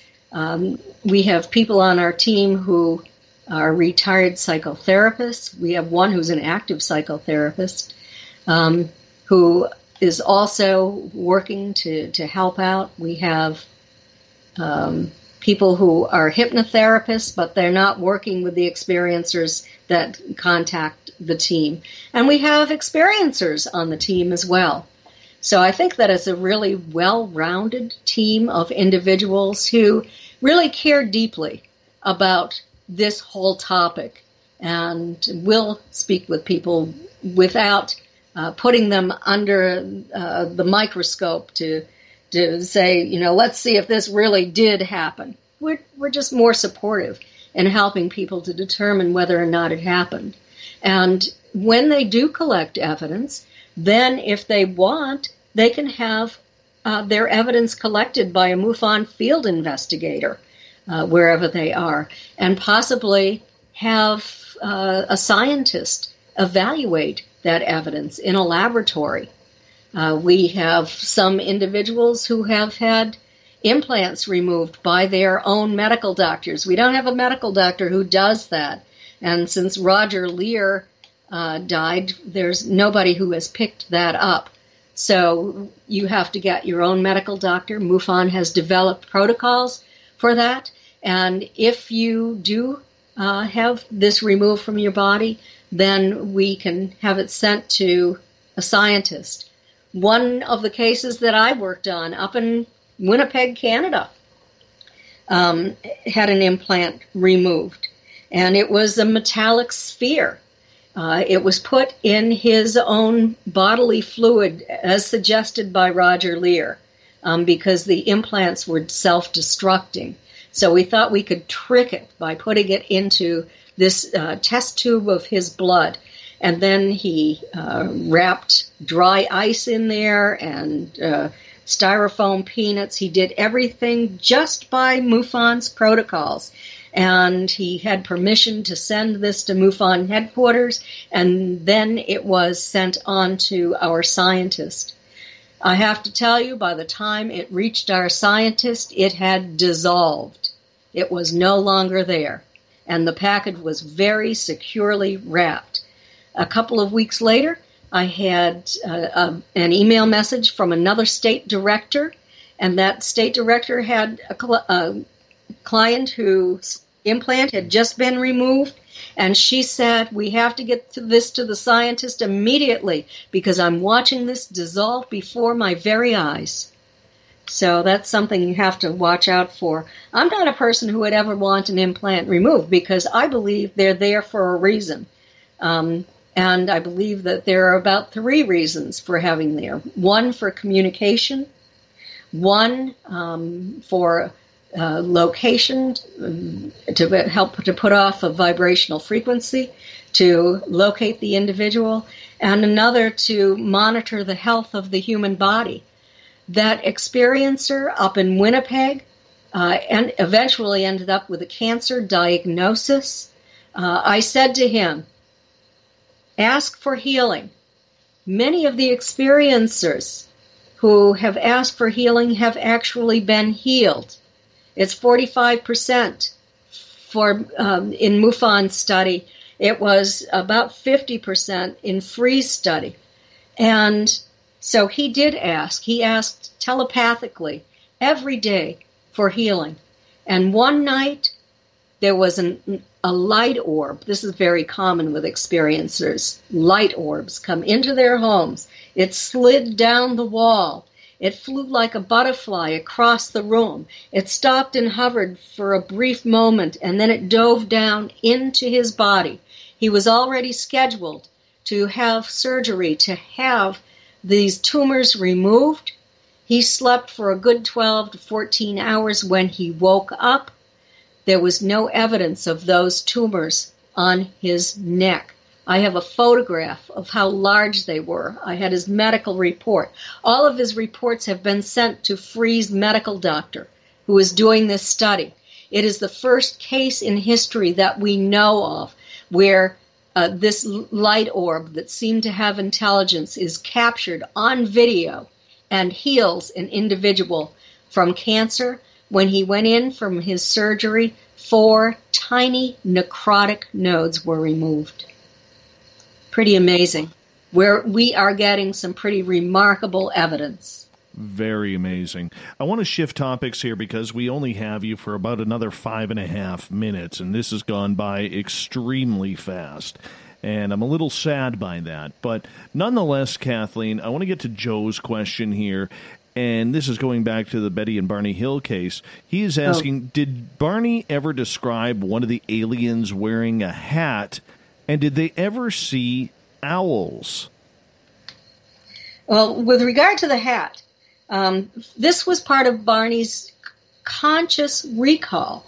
He believed that they had what looked like a cap on top of their heads. Not all of them, but some of them. Now, this is interesting to me because I have the photographs, the video that were taken off the coast of Turkey of these non-human entities, and they've undergone photo analysis in 5 separate countries, and there is no evidence that this is a hoax or was done in a laboratory. Dr. Roger Lear actually went to Turkey and did see this craft coming in. But the thing that is so remarkable to me is that Barney had described a cap, and one of these entities looks like it's wearing some kind of a cap or headset on top of its head that maybe was similar to what Barney saw. And then another one looks like it has something like a scarf. And Barney had this conscious recall of observing these entities, and then I think it was under hypnosis where he recalled the scarf that he didn't. I don't think he had conscious recall for that. So, this cap on the heads, but not on all of them, only on some of them. And the second part of that question was, I'm sorry, I lost the that. Owls. The owls. Okay. Barney only said that the glowing eyes of these entities as they stood in the road reminded him of a Cheshire cat. He didn't say an owl. He said Cheshire cat.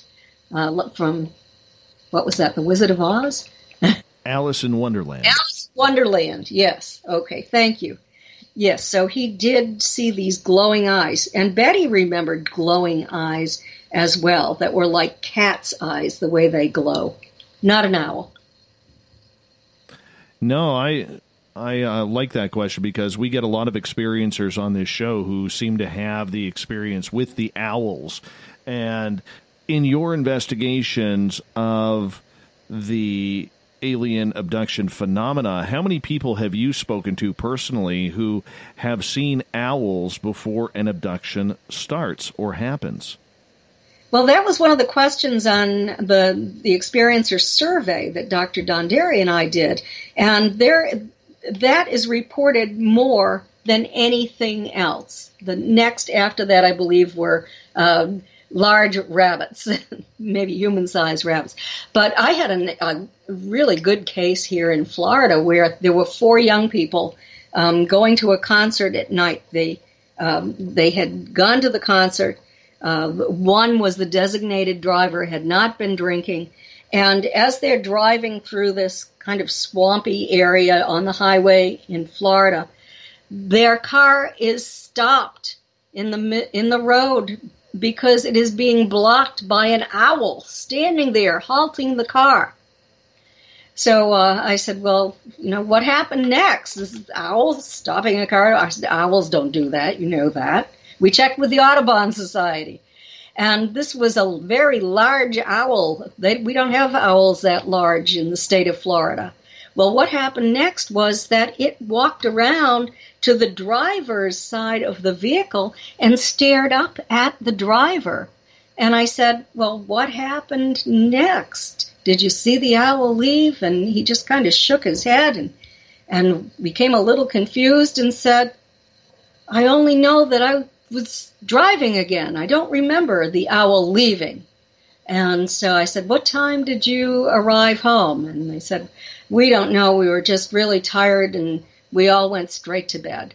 So, but there is a case of a very large owl behaving in a very unusual way, stopping a vehicle. And this person is an experiencer and has had other experiences with evidence. Kathleen, I want to say thank you so much for coming on Spaced Out Radio tonight. Let our audience know where they can find your books, when you're speaking next, and what you're up to. Well, you can go to my website at Kathleen with a K -Marden, MARDEN.com. My 4 books are for sale, autographed copies. I'm writing a 5th book, by the way. I've already written it. It's going to be published next year for experiencers. And there are lots of articles you can read, a lot of information on my website, and also my events. I'm going to be speaking at several more conferences this year. As I said, at MUFON's International Symposium, and also Luis Elizondo, who is the head of the Pentagon study on UFOs, is going to be there, is going to be our keynote speaker on Friday night. I'm really excited about this.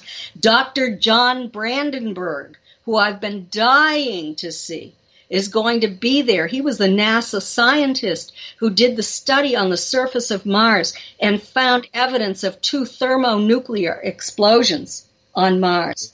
Nick Paul. I apologize, but I got to get to a commercial. Thank you so much for being on Spaced Out Radio tonight. What an absolute pleasure for me and our audience for you to join us. Oh, it was my pleasure, too, and I hope to come back sometime. Me too.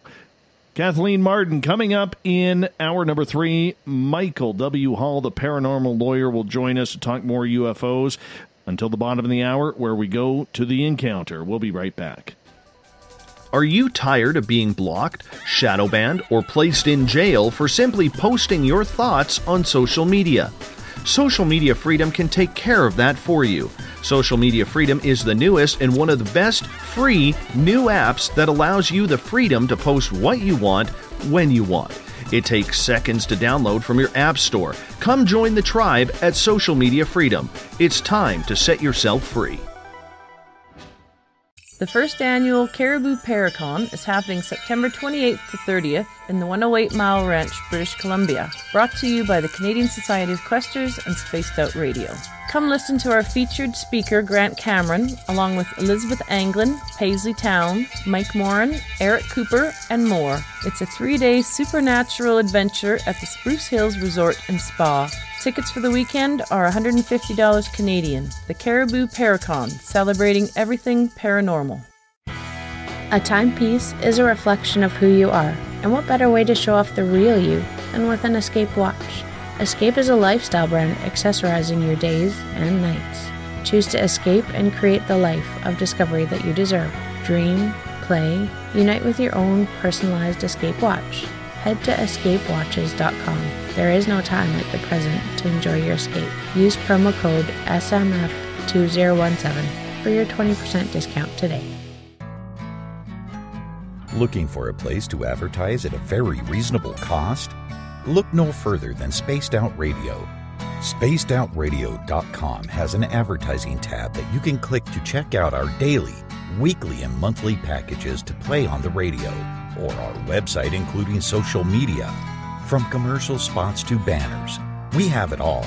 Check out our competitive pricing today. Find yourself constantly looking up in the sky, looking for answers? Have you had extraterrestrial contact? Are you an abductee? Looking for answers to your experiences? Hi there, I'm R. Keith Andrews, Spaced Out Radio's resident ET expert.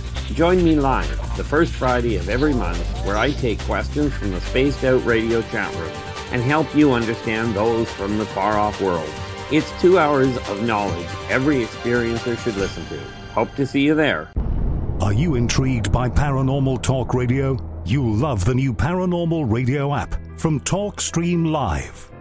You'll find a great selection of talk shows covering UFOs, ghosts, strange phenomena, and much more. Download the Paranormal Radio app now and start listening to the very best in paranormal talk entertainment, including the network you're listening to right now, the Paranormal Radio app, free in Google Play and the iOS App Store. The Call of the Wild is in Vancouver. The Moose Vancouver is one of the hottest bars and restaurants in the city. Open until 2 a.m. nightly, the Moose will rock you like a hurricane all night long. Great food with everything on the menu at $6.95 near the corner of Nelson and Granville. Get your horns up and come rock with us. The Moose Vancouver, the official rocking bar of Spaced Out Radio. Are you an experiencer? Have you had run-ins with strange creatures you can't explain? ETs, Dogman, Bigfoot, werewolves? They're enough to scare the daylights out of anyone. Hi there, I'm Butch Witkowski from UFO Cop. And on the last Monday of every month, you can listen to me and the host, Dave Scott, talk about the weird and the strange being reported on Spaced Out Radio. I'm going to bring my investigations and sources, you bring your experiences, and we'll figure out the rest together. Strange Days on Spaced Out Radio. Come tune us in at spacedoutradio.com. You hear footsteps in the empty room above you. A rocking chair begins rocking by itself. Don't be afraid of the things that go bump in the night. Reach for Spirit Storybox, the iPhone app the Huffington Post UK called the only ghost hunting app you will ever need. Spirit Storybox. The spirits are telling their stories. Are you listening? Visit purpleplates.com today. For over 40 years, the Purple Energy Plates have been delivering amazing results for their many customers.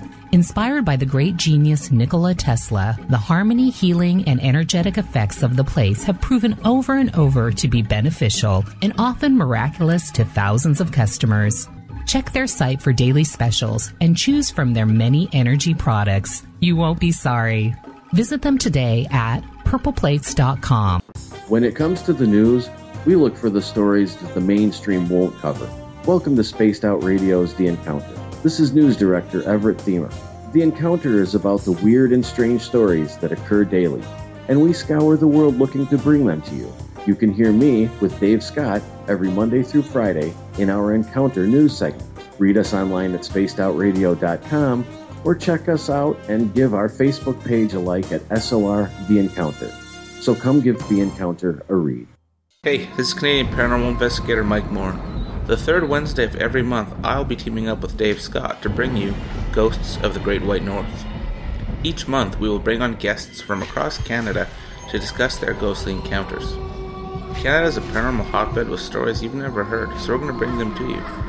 So get comfy on your Chesterfield, grab a donut, and join us, eh? From the mile-high state of Colorado, sharing our signal around the world, I invite you to Spaced Out Sundays. Hi, I'm Tessa Nicole Thomas, and I'm closing out the week by taking you on a paranormal journey to the world of the weird. Ghosts, aliens, psychic phenomena, I will hit it all in your questions too. So let us highlight the paranormal for you.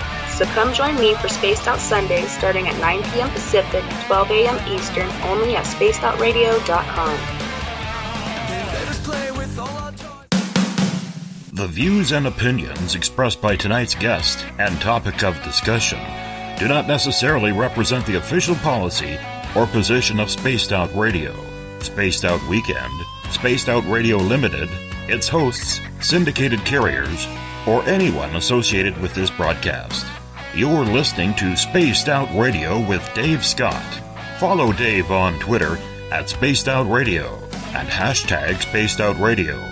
and on Facebook Spaced Out Radio Show. Now, back to the program. Welcome back to the third and final hour of Spaced Out Radio tonight. I am your host, Dave Scott. Great to have you with us. Tomorrow night on the show, David Weatherly is back. He comes in every second month to discuss everything from UFOs, ghosts, hauntings, and he had a recent adventure in Alaska looking for Bigfoot. We're going to find out about that starting about 9 p.m. Pacific, midnight Eastern time at spacedoutradio.com. We welcome back everyone listening in on the SOR Radio Network, including Deep Talk Radio. Don't forget, you can also find us on our archives at youtube.com/Spaced Out Radio. Do me a favor, hit that subscribe button. Bill Cardwell has set the password for tonight in the SOR Space Travelers Club. Verbigeration. Verbigeration is your password. Make sure you use it wisely, Space Travelers, as Bill sets a password each and every night right here on the mighty SOR. Now, if you want to follow us on our website, spacedoutradio.com, we got a plethora of features for you. Rock out to some Bumblefoot, shop at our Spaced Out Radio store, read up on the encounter online, and so much more at spacedoutradio.com. Joining us for the next 30 minutes is Michael W. Hall, the paranormal lawyer, also the lead investigator of UFO I-Team. We're talking alien abductions tonight. Michael, welcome back. Welcome, Dave. Thank you for having me. Oh, it's always a pleasure to have you here, my friend. Always a pleasure to have you here. What have you been up to? How's the investigations going? Oh, investigations are just going great. There's an actual filming we're getting ready to do up here in the Cascade Mountains, actually, for some sighting reports that we're following up on that seem to be very, very interesting. But, you know, before we get into any of the details on that, I just got to compliment you on this historic interview, is what I call it, that you just had with Kathleen Marden. My goodness. The information that she was able to just roll off the tip of her tongue, I think your listeners will hopefully realize that this is the historic abduction case of all time, 1963. It started the whole abduction scenario in public discussion, and I can't imagine her having lived through that her entire life as a young teenager, and then finally being able to get to the point where she investigates these things for MUFON. Not only that, but she's on the experiencer research team as well herself and directs that. So what a great interview tonight. You're way too kind, my friend. Thank you so much. Yeah, it was absolutely amazing to have her on. Cannot wait to get her back on the show again.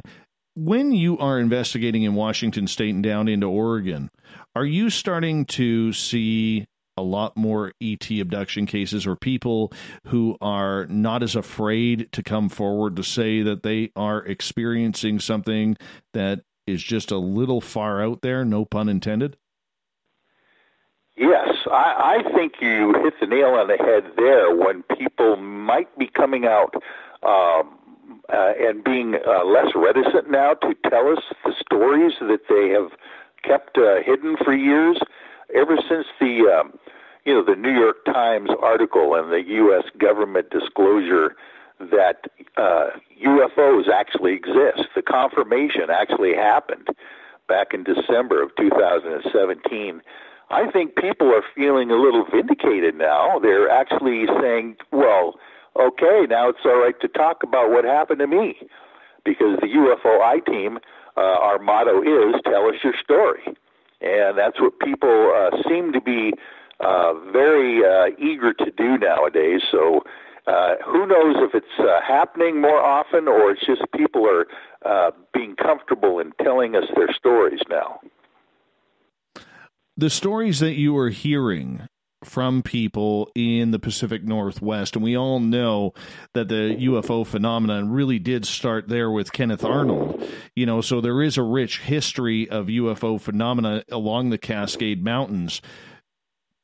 Are the stories of people being abducted, or only about grays? Are they seeing humanoids?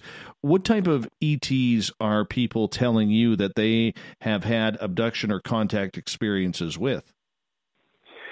Well, as a general rule, even though there isn't any, what Kathleen Marden was mentioning about the screen memories of owls and potentially large rabbits even, with the eyes that glow or, just kind of pierce into their memories, it seems to be that most of the reports are still of these short gray entities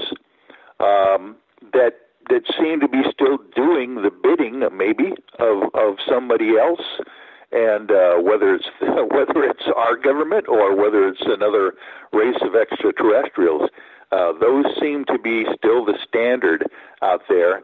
And of course, Whitley Strieber was, the one that kind of put that face on the book that America was shocked at when they first saw that.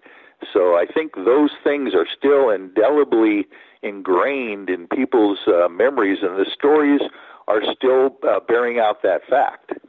Communion is the only book I have never finished. Yeah. Never finished. And I can tell you why. I was reading that in 1999, and my daughter was an infant. She was about 4 or 5 months old. And I got to the part in the book where he looks down beside him on the craft, and his young son was right beside him. And, oh, my God. And that scared me so much that, being a brand new dad and knowing that if this encounter was true and it really happened, that I would have no ability to protect my daughter as an infant, it literally scared the daylights out of me.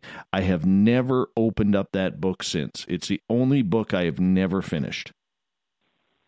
Well, I don't blame you. That is all parents' worst nightmare, not being able to protect their young children or their children at all, even their spouses, for instance. But then, of course, Hollywood goes about and makes a movie off the book, and they cast Christopher Walken as Whitley Strieber. Oh my gosh, talk about freaking me out. I mean, that's even the film is hard to take.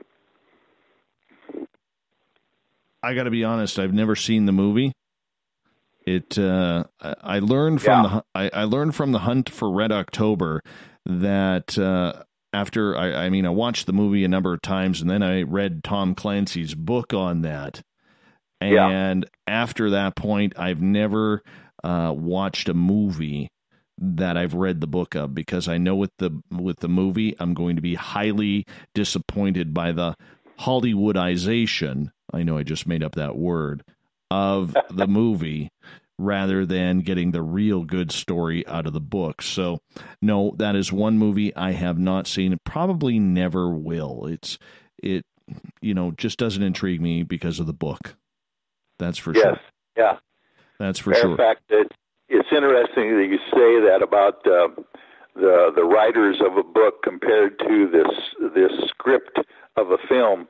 There's a standing admonition in Hollywood that the script writer or the writer of the book does not show up on the set while it's being filmed. They don't want those people there, because they know that their version of the book is going to be different than what the writer has as far as his vision, that he came up with. So that happened with the Perron family in the filming of The Conjuring. They were not allowed on set during the filming because of the fact that, Hollywood's going to put their spin on it. And they didn't want the family members there saying, no, that's incorrect. No, that's incorrect.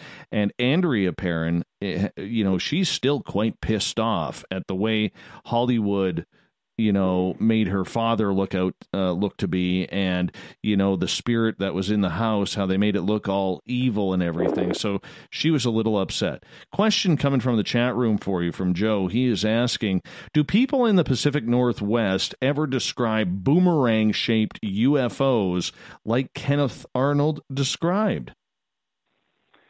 Oh, well, Joe is very discerning here and knowledgeable regarding Kenneth Arnold's sightings. Matter of fact, let's get a little bit more graphic in determining what exactly Kenneth Arnold reported, because the actual newspaper report that came from his sighting when he landed in Yakima, by the way, was that this thing skipped over water like a saucer would over, didn't skip over water, it skipped in the air like a saucer would over the water. And so the term flying saucer was coined that day when Kenneth Arnold landed in Yakima in June of 1947. But in reality, what he saw was kind of like a boomerang or a rounded bat wing almost, and it had kind of indentations in the back, and it actually had a point in the middle of the indentation. So it was almost like a small bat wing kind of a craft, and then obviously saw 9 of them going in and out Mount Rainier on that sunny day when he was flying his private airplane in and around the mountain hunting for a downed military aircraft that had crashed there in the wintertime. But, nowadays, knowing what Joe knows about the configuration of Kenneth Arnold's actual craft that he saw, I have not really heard of any other craft in modern times, at least that I've run across, that are very similar to that. As a matter of fact, the UFO I-Team on our Facebook page, our splash cover on the page has a chart with different UFO configurations and shapes that we like to add to the very beginning of our page just so folks can go there, and we ask them when they cite something to point out to us which version of a flying saucer or craft, unidentified craft, did you see? And each one of those on our front page has a letter and a number to it, so they can actually point to us and tell us either by email or whatever which one was similar to what they saw. But you're right that that craft that Kenneth Arnold saw over Mount Rainier, I don't know that it's been reported recently. It's weird how, in taking this down that angle, it's weird how there are so many craft that kind of come into view almost in patterns. Like back in the day, we saw and heard of these flying saucers, these discs. The one Kenneth Arnold. We didn't hear about the black triangles back then. We didn't hear about these squares or these cigar-shaped UFOs. They were all like hubcaps, and people were taking pictures of hubcaps being thrown in the air and saying, look, I caught a picture of a UFO. I mean, it was happening all over the place. And yet it seems over time, people only see the same type of craft over and over again. Like even these days, I mean, if it isn't a black triangle or it isn't a cigar shape, you don't hear about the classic flying disc anymore. It's weird. Yeah, that's a good observation and a good example of that would be the famous Trent photograph down in McMinnville, Oregon, of that kind of like flattened top hat UFO that was a disc shape, and then many kind of versions of that were cited after that, including up to the time in the 1980s when Bob Lazar was describing to to John Lear what he saw at Area, or S4 actually, when he was working on a reverse engineering of a downed craft. He said he called it the sport model, and it looked kind of like the thing that you can buy now in one of those models, at the model shop, which is just a kind of a classic stacked, kind of saucer-shaped, but with a dome on the top. So there seems to be even an evolution going on here in the kind of craft that seem to be visiting us. And then, of course, you did mention the fact that these black triangles now seem to be in vogue, whether they look like the TR-3Bs that people believe might be operated by our own military, or whether they are like the Phoenix Lights sighting in '97, where you've got this huge, almost boomerang shape or V-shaped craft that could have been potentially a mile in length. It's very, we have actually on our group kind of gotten some examples on videotape of craft that seem to come in and out of reality. They're coming in and out of phase right on our film. So it's almost like you would see a shooting star go by, but it's much slower than a shooting star. Almost like a portal opens up. The shooting star that you would record would just appear. It wouldn't come out of the frame. It would just appear before the frame exposed, and then it would disappear before the frame stopped as well. So those kinds of things nowadays might be more interdimensional. Who knows? Yeah, I mean, it's almost like portals are opening up in the sky. I remember the first black triangle I ever saw, and I've only seen two. 3 of us from my patio watched this thing, and it was like a door opened up in the sky, and this thing just disappeared into it. And oh my God! You actually saw. I've heard rumors of that, and I have seen purported drawings of those kinds of events where they actually go into something that looks like a portal and then just disappear in right before your eyes, and you actually saw that yourself. 3 of us did. We watched it, and it was a clear night sky, evening sky, so it's got that dark blue color, and it was like a door opened up. And this thing just started disappearing from the front tip right to the back, like it was flying in through a door. And actually, Linda Godfrey was so impressed with that story, she actually put that story in her book, Monsters Among Us. Oh, fantastic. It's talking about those kinds of sightings that people are being more willing to come forth, I think, and talk about the fringe of the strange stuff. I mean, talk about strange. You're not just seeing a flying saucer or an unidentified craft. You're seeing an unidentified craft that actually goes into some kind of a doorway in the sky. That's very, very paranormal. Let's put it that way. Yeah, totally. We only got about 7 minutes left with you. I mean, this half hour is going to go by very, very quickly. In regards to, sticking with the alien abduction side of things, how many reports are you getting, and are you noticing a pattern in age or sex or color of the people who are being taken? Very interesting.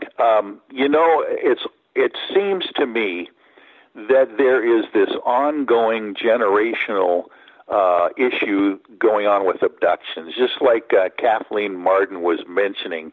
The baby boomers now, anybody born between 1946 and 1964, are now all retiring and getting up in years, and they are reporting being abducted. And they're coming forward in droves nowadays to do that, since they're feeling that it's about time. Their life is winding down. They're in their golden years, and so what do they have to lose at this point? But then again, you've got the young guys, the millennials out there, and those kinds of folks who really don't have any admonitions or social constrictions to talk about these things, and they're even coming up with stories like this, and they're being straightforward and upfront in doing so.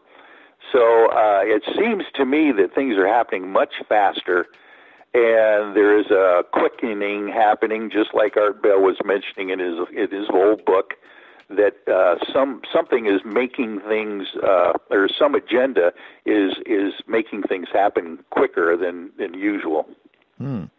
Do you think then that these sightings and experiences people are having, are you getting a lot of reports, say, out of the Chinese community, the African American community, the First Nations community, which of course always has plenty due to, their spiritual beliefs, but the Mexican community, or all of these different communities that are out there, because it just seems that the majority of these reports always seem to come from the Caucasian side of the crowd or the Native American First Nations crowd, and nobody else seems to report anything.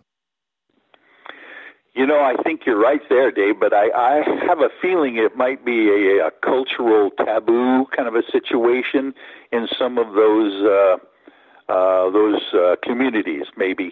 I know that there is a high percentage of abductees that seem to be Native Americans.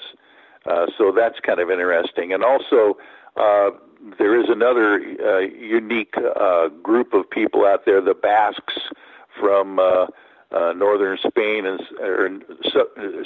northern France and southern Spain and the Pyrenees that seem to have a high incidence of abductions as well. So it might have something to do with the blood types out there. That's another theory. It's an interesting theory indeed, because it just seems that, the majority of people that we see telling about their experiences are of one culture or another, and we're seeing so many other cultures and backgrounds just not even talking about this. Yes. And, to come full circle, that's an interesting point you bring up, because Barney and Betty Hill were an interracial couple back in the 1960s, and they seem to have had a real interesting, or they were very interested in Barney and Betty themselves and their cultural backgrounds when they were abducted. That's one of the stories I've heard from the books that I've read on their abduction. Well, and I hate to turn this into a racial thing, because, I think it's absolutely ridiculous to even bring that up. But, I mean, when you notice something, you have to talk about it. You absolutely have to talk about it.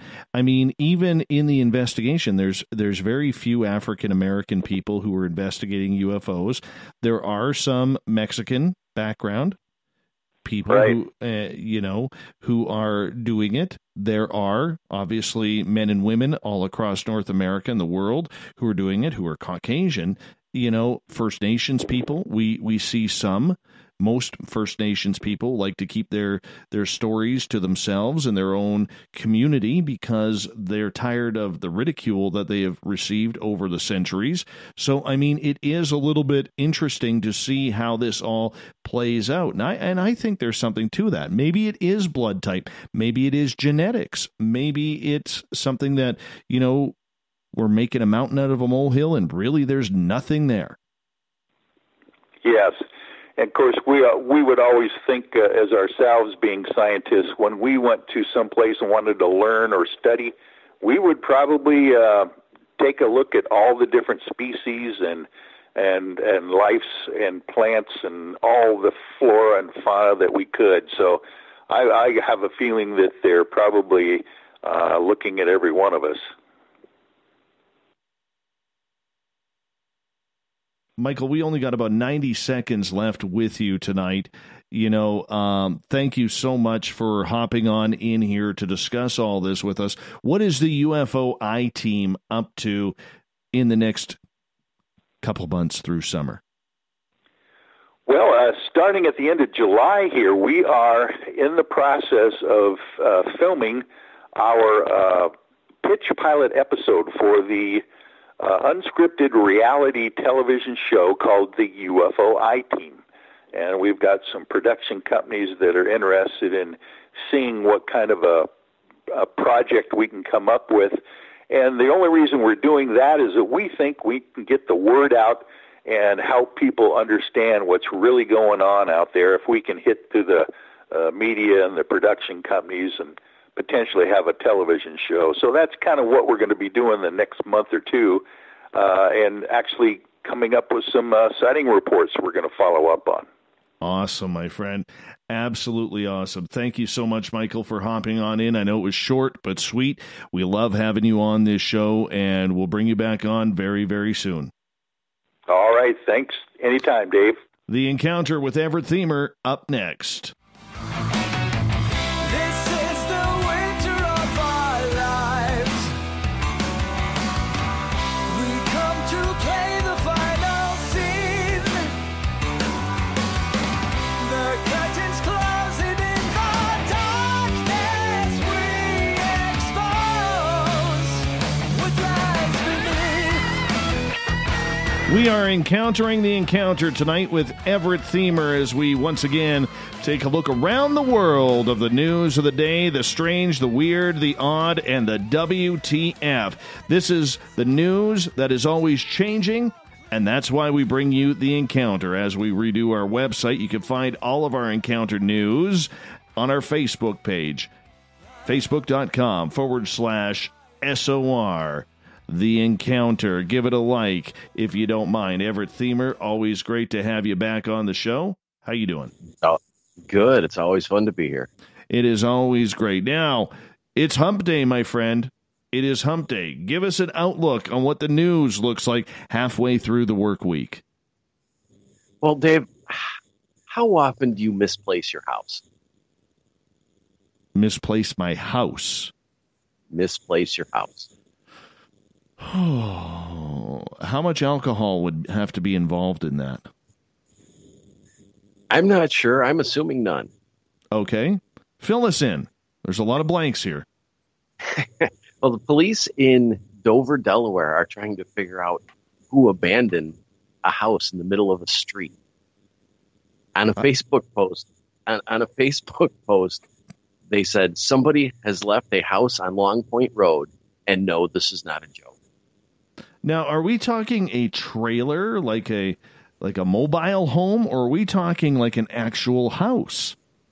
It is a prefabricated home, so it would technically be a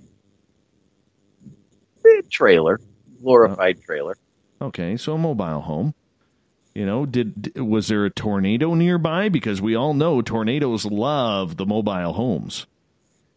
They do, but no. This was just sitting in the middle of the road. Wow. Left there for the... Were there personal items inside that could identify who these owners were who just abandoned their home in the middle of a street?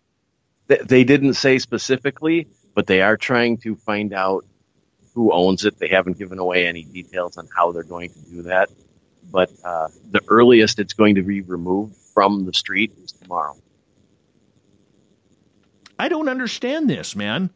Like, who does this? Like, it's one thing to just, you get those sickening videos that have been all over Facebook recently of people abandoning their dogs in a park and running away and back to the car, and the dogs are like, hey, what's going on? I got a nice park here. I like to run, and you guys are running off.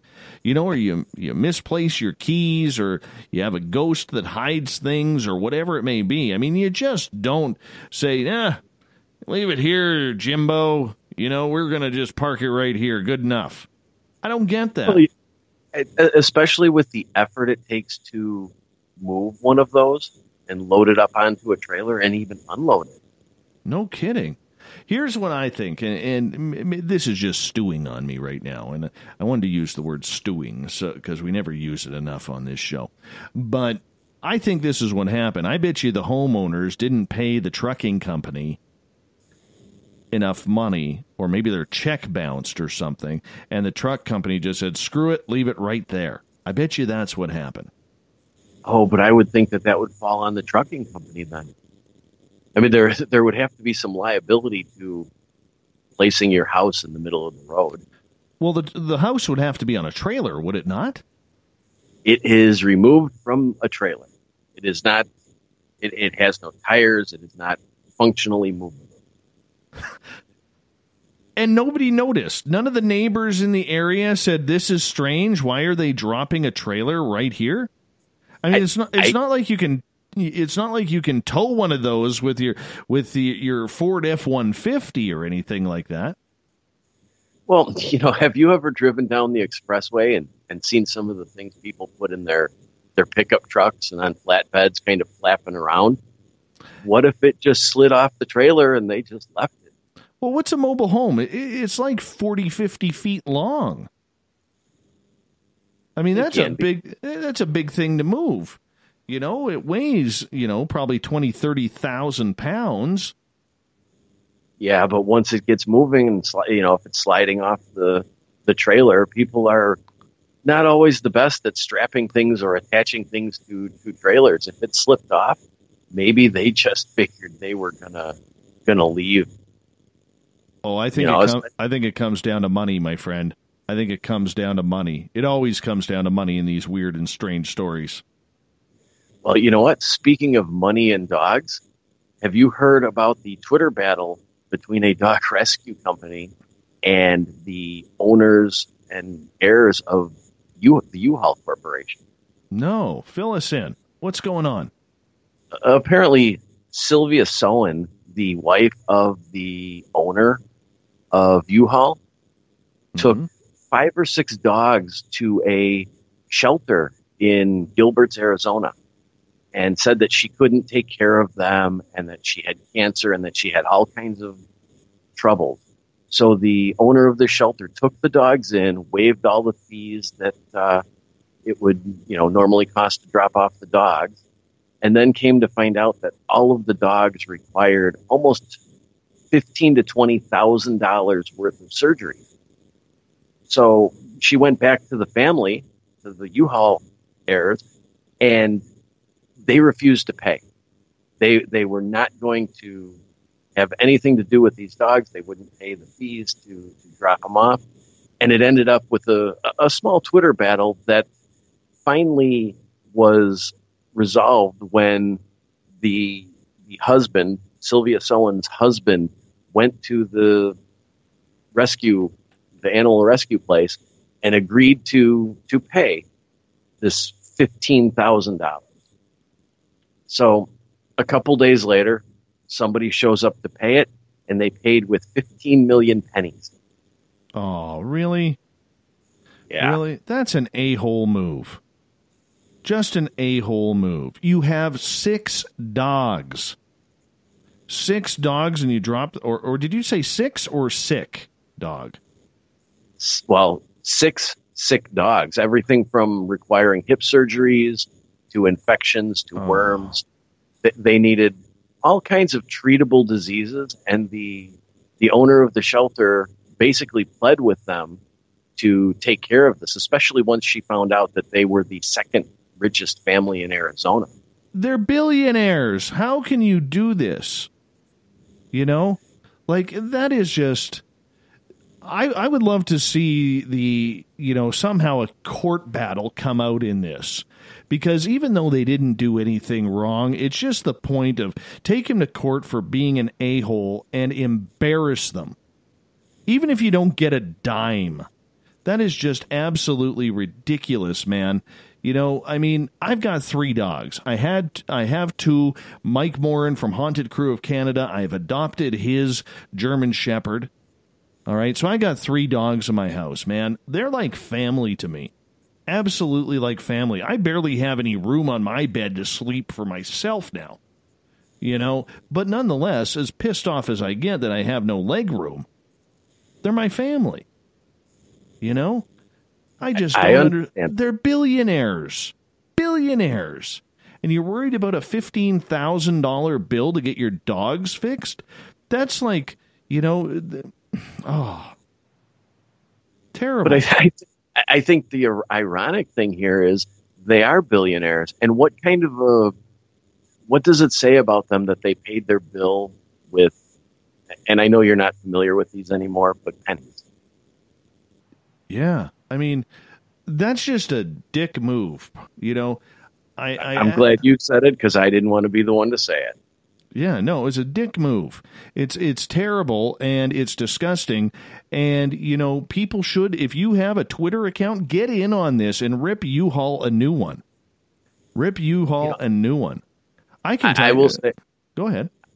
I will say that the owner of the rescue took it in stride and said that she was just happy that they paid and that these dogs could get the treatments that they needed so that they didn't have to be put down.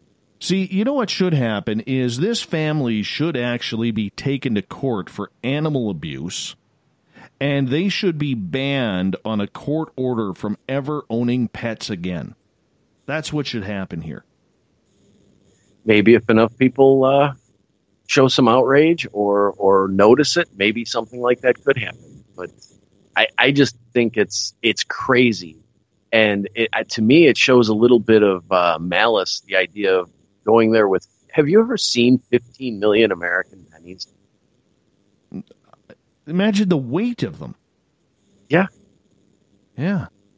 And how much is that going to cost them to take to a bank and have them counted and processed?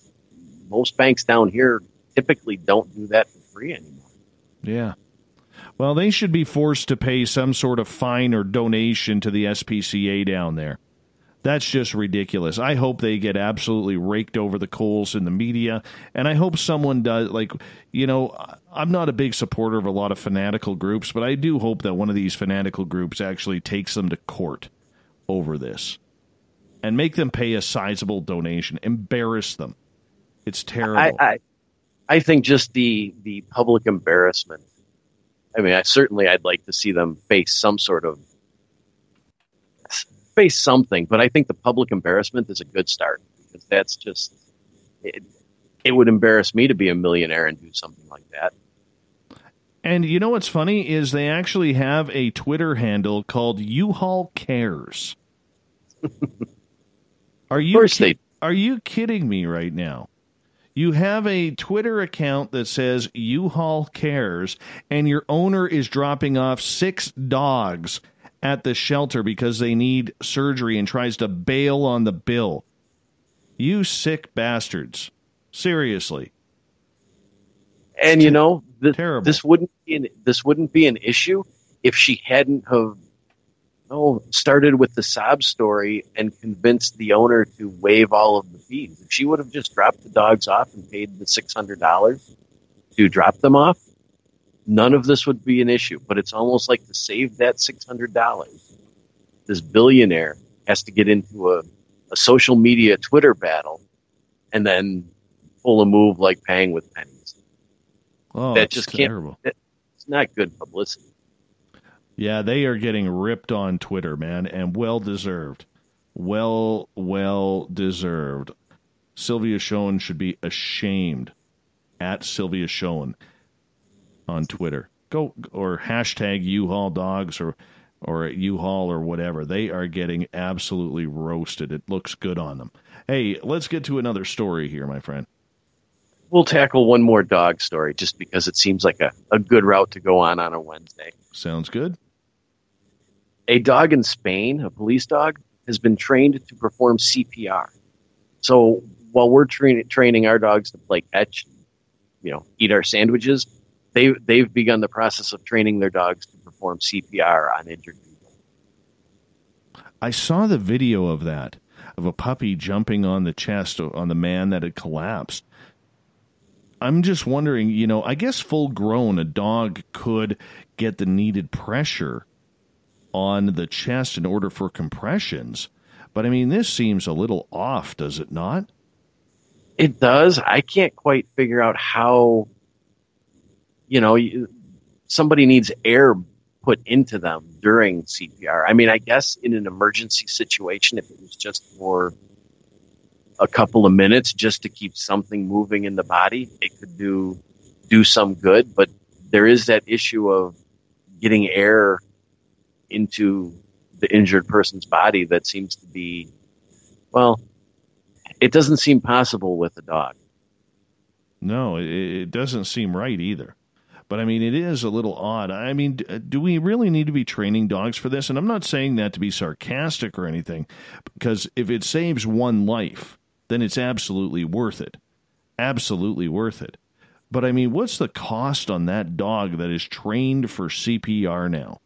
What is the cost of that dog? I mean, police dogs run like $20,000, $30,000 trained. But if this can be something that they can add to that training. True. Could it be potentially valuable? Or for people who are, much like rescue dogs, how you have these mental health dogs out there that are helping people who have PTSD, like veteran soldiers or really bad anxiety or Asperger's or something along that. They have a comfort dog. I mean, could maybe people who have heart problems or issues like that, have a dog like this? It could be a benefit in a case like that, I think. But yeah. The problem I would see, though, is let's say you have a dog like that and you do happen to collapse or something. How does anybody contact emergency services? Well, by that time, I'm sure the dog will be able to call 911. Right? No, I'm serious on that. I'm serious on that. Maybe it would come with like one of those, I've fallen and I can't get up bracelets or something. I don't know. But I mean, like I said, if it saves one life, then it's definitely worth it. That's for sure. And what does it say, too, about the ability, the mental ability of a dog? Maybe if they can learn this, certainly maybe they're a little bit more intelligent than we even give them credit for now. I mean, we give them credit and we teach them to do so many different things, from being what do they call them, an emotional support dog to a police dog. Maybe this opens up the door to some other avenues that they could go down. But you would have to think that the dog has to be a special breed because, the rib cage around the sternum area where you perform CPR, that's a pretty strong area on the human body. And so are you saying a Pomeranian isn't qualified to do this? I don't think little Tiki Shih Tzu is going to be able to give chest compressions, that's for sure. I'll give you that one. Jeff Gear on Twitter posts, dog calling 911. Dog, my ball is under the couch. Dog 911. You try barking at it? Dog, it didn't work. Dog 911. OMG. Dog. OMG. That's hilarious. Absolutely hilarious. We have to make sure dogs never use the phone. Exactly. Do we got time for one more? Sure. All right, perfect. I don't know if you're familiar with the Lone Star tick, but it is slowly making its way across the United States, expanding from the Southwest, and the bites from it are beginning to cause an allergy to red meats. What? Yes. It picks up, or it has the potential to pick up this sugar from other animals, and then when it bites a person, if that sugar or that chemical gets into the bloodstream, it can cause about 15 to 20% of the people to become allergic to all red meats, including pork, even though they market it as a white meat. It is classified as a red meat, so bacon would be off the list. That is a horrible, horrible, vicious tick. It is. It kind of scares me. I don't know if we have them in this area, but I mean, of all the diseases that ticks can spread, the idea of all of a sudden becoming allergic to red meat where the symptoms are nausea, swelling, pain. They politely put it as gastrointestinal distress, but I think we all know what that means. Along with headaches and dizziness. Yeah.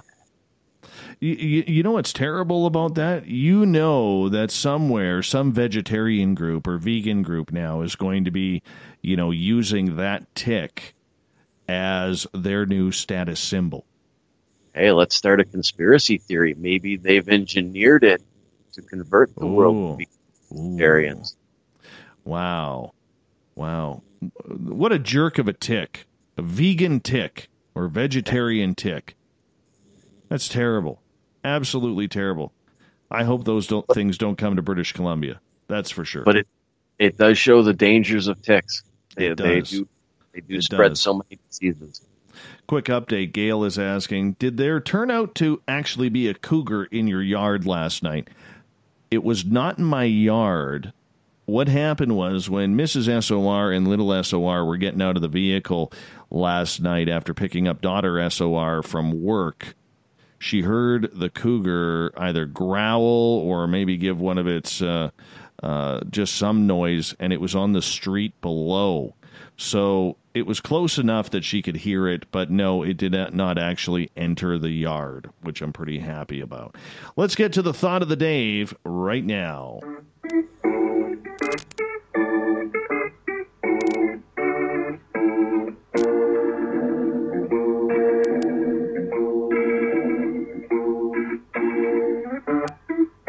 Thought of the Day happens every night at this time, where during the day we ask a question to all of you on Facebook and Twitter, and then we read your responses on the air. And my goodness, Everett, we got a lot of responses today on the Thought of the Day. And the Thought of the Day question is, how do you think aliens choose the people they're going to abduct? So we got some pretty interesting responses today. Excellent. Charles jumps in. They go after the tasty ones. That's a little vague. What constitutes tasty for aliens? Is it blood type? Is it us chubby people? Is it, somebody with dark hair? Red hair? Do we all taste different? I don't know. Maybe it's the ones drinking the hot dog water. The hot dog water, yes. People drinking hot dog water, you're going to get abducted by aliens. Now, that's $34.95 a bottle. You want an alien experience and you've never had one? Try the hot dog flavored water. And if you ever listened to Limp Bizkit back in the 90s, you would know the difference of hot dog flavored water. So, anyways, Walter jumps in and says, have always thought it was opportunistic and random. I don't know about that. I think there is a pattern, Ev. What do you think? My first thought is that it's probably random, but then once they have some people that they've abducted, they can target specific ones in that group. I'm not a fan of that. I really do believe that there is something genetic with it, and as an experiencer, it's weird because nobody else in my family has ever said anything, but I do know my little guy has gone. I know I've gone, and I know Mrs. SOR has gone, but my daughters have not, which is weird. So I don't know how it works. I just know how it's working in my family. I don't have any family members who have said they've gone or anything. I don't know. Maybe it is random. Maybe you're right. I don't know. Weird. Tom jumps in and says, every person that I interviewed because of their abduction claimed to have almost crazy psychic powers. Believe what you want about that. I suspect that whatever goes on in the mind of a psychic, i.e. sending out feelers, doing what they do, is attracting their aliens' attention like a beacon, seeing that they seem to be a race with psychic powers. Not many, not all, but many. Just my opinion. That is an intriguing thought. That is a very intriguing thought on that. Something to think about. Steven jumps in. I'm told they follow bloodlines they are interested in. Could very well be. Because we're an O bloodline here. It's weird. Kimberly, the research I have done shows that a significant amount of people who are abducted have the rare Rh-negative DNA blood, perhaps because researchers have said that those with Rh-negative blood are direct descendants of Anunnaki aliens. I am Rh-negative. My brother is also. He has had an experience with ETs. There we go with the Rh-negative blood again. I'm still not buying that factor, man. Still not buying that factor. I'm not sure either. Yeah, Devin jumps in. Some say abductees were ET in a past life and agreed to experimentation so their ET family can gain more knowledge of the human meat suit. Meat suit. Is that what we are? Is just a meat suit? Because I don't feel like I'm a delicacy right now. I got the whole bloody smorgasbord. That's what I am. I'm the human smorgasbord. That's what I'm going to call myself. Careful what you call yourself. I know. Chuck stops in and says, knowing that would go a long way to understanding them, and we are just not there yet. There are a lot of good guesses out there. Could be all, or some of the above, or something totally different, or something vague.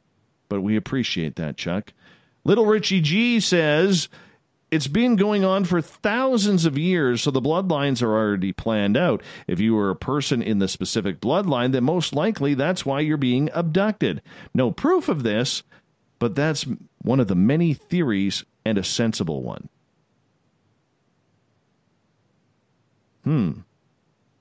Adam, otherwise known as Adnome, well, he trolled this page again. They look for the blinking lights in your genomes hat. Really, Adnome? You have a gnome addiction. A gnome addiction. Cortana believes it's genetics and trauma. Cat, taste factor. Oh, there's that taste factor again.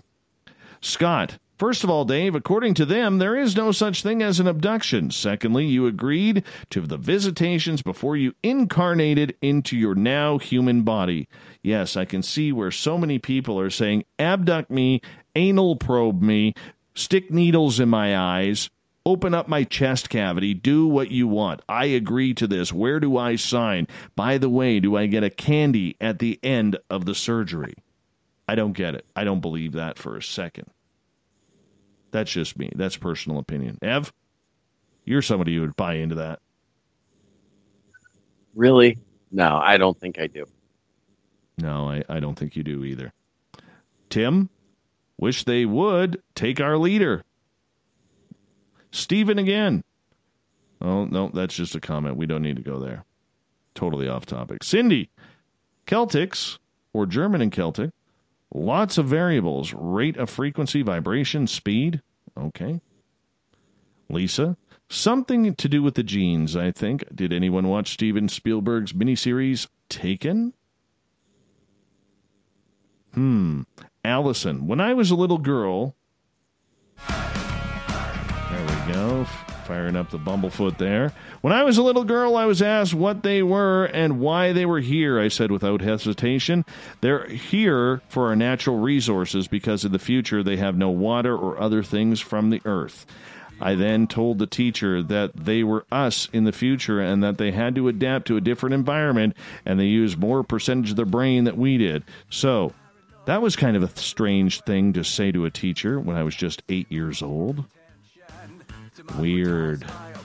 Allison's First Nations. She is very smart. She's been a guest on this show, and it wouldn't surprise me. Everett Themer, thank you so much for coming on with the encounter. Thanks for having me. Also, we want to say thank you to Michael W. Hall from UFO I-Team and Kathleen Marden coming on the first 2 hours of tonight's show. Tomorrow night on the program, we have David Weatherly stopping on by for his bi-monthly chat. We're getting into his Bigfoot expedition in Alaska and so much more. 9 p.m. Pacific, midnight Eastern time, spacedoutradio.com or deeptalkradio.com is the place to be. In the background, we got Mr. Ron Bumblefoot Thal rocking us with Little Brother is Watching. Bumblefoot is the official music of Spaced Out Radio, rocking us in and out of every single show. Get your horns up for the guitar god himself. A special thank you to everyone listening in at home, in your cars, at work, wherever you may be. And a big thanks to everyone watching on Periscope.tv. You were amazing tonight. Everyone on Spreaker, thanks for the 1,000+ comments tonight. Really appreciate that. And at Twitter, at hashtag Spaced Out Radio. Thank you so much. And the Veterans Club on Facebook, the SOR Space Travelers. Thanks for sharing the show, telling your friends, and doing your part to make us bigger and better every single night. Because together, my friends, we own the night. I will talk to you in 21 hours from now. Mr. Bumblefoot, we need a favor. We need you to take us home. Good night. We're watching.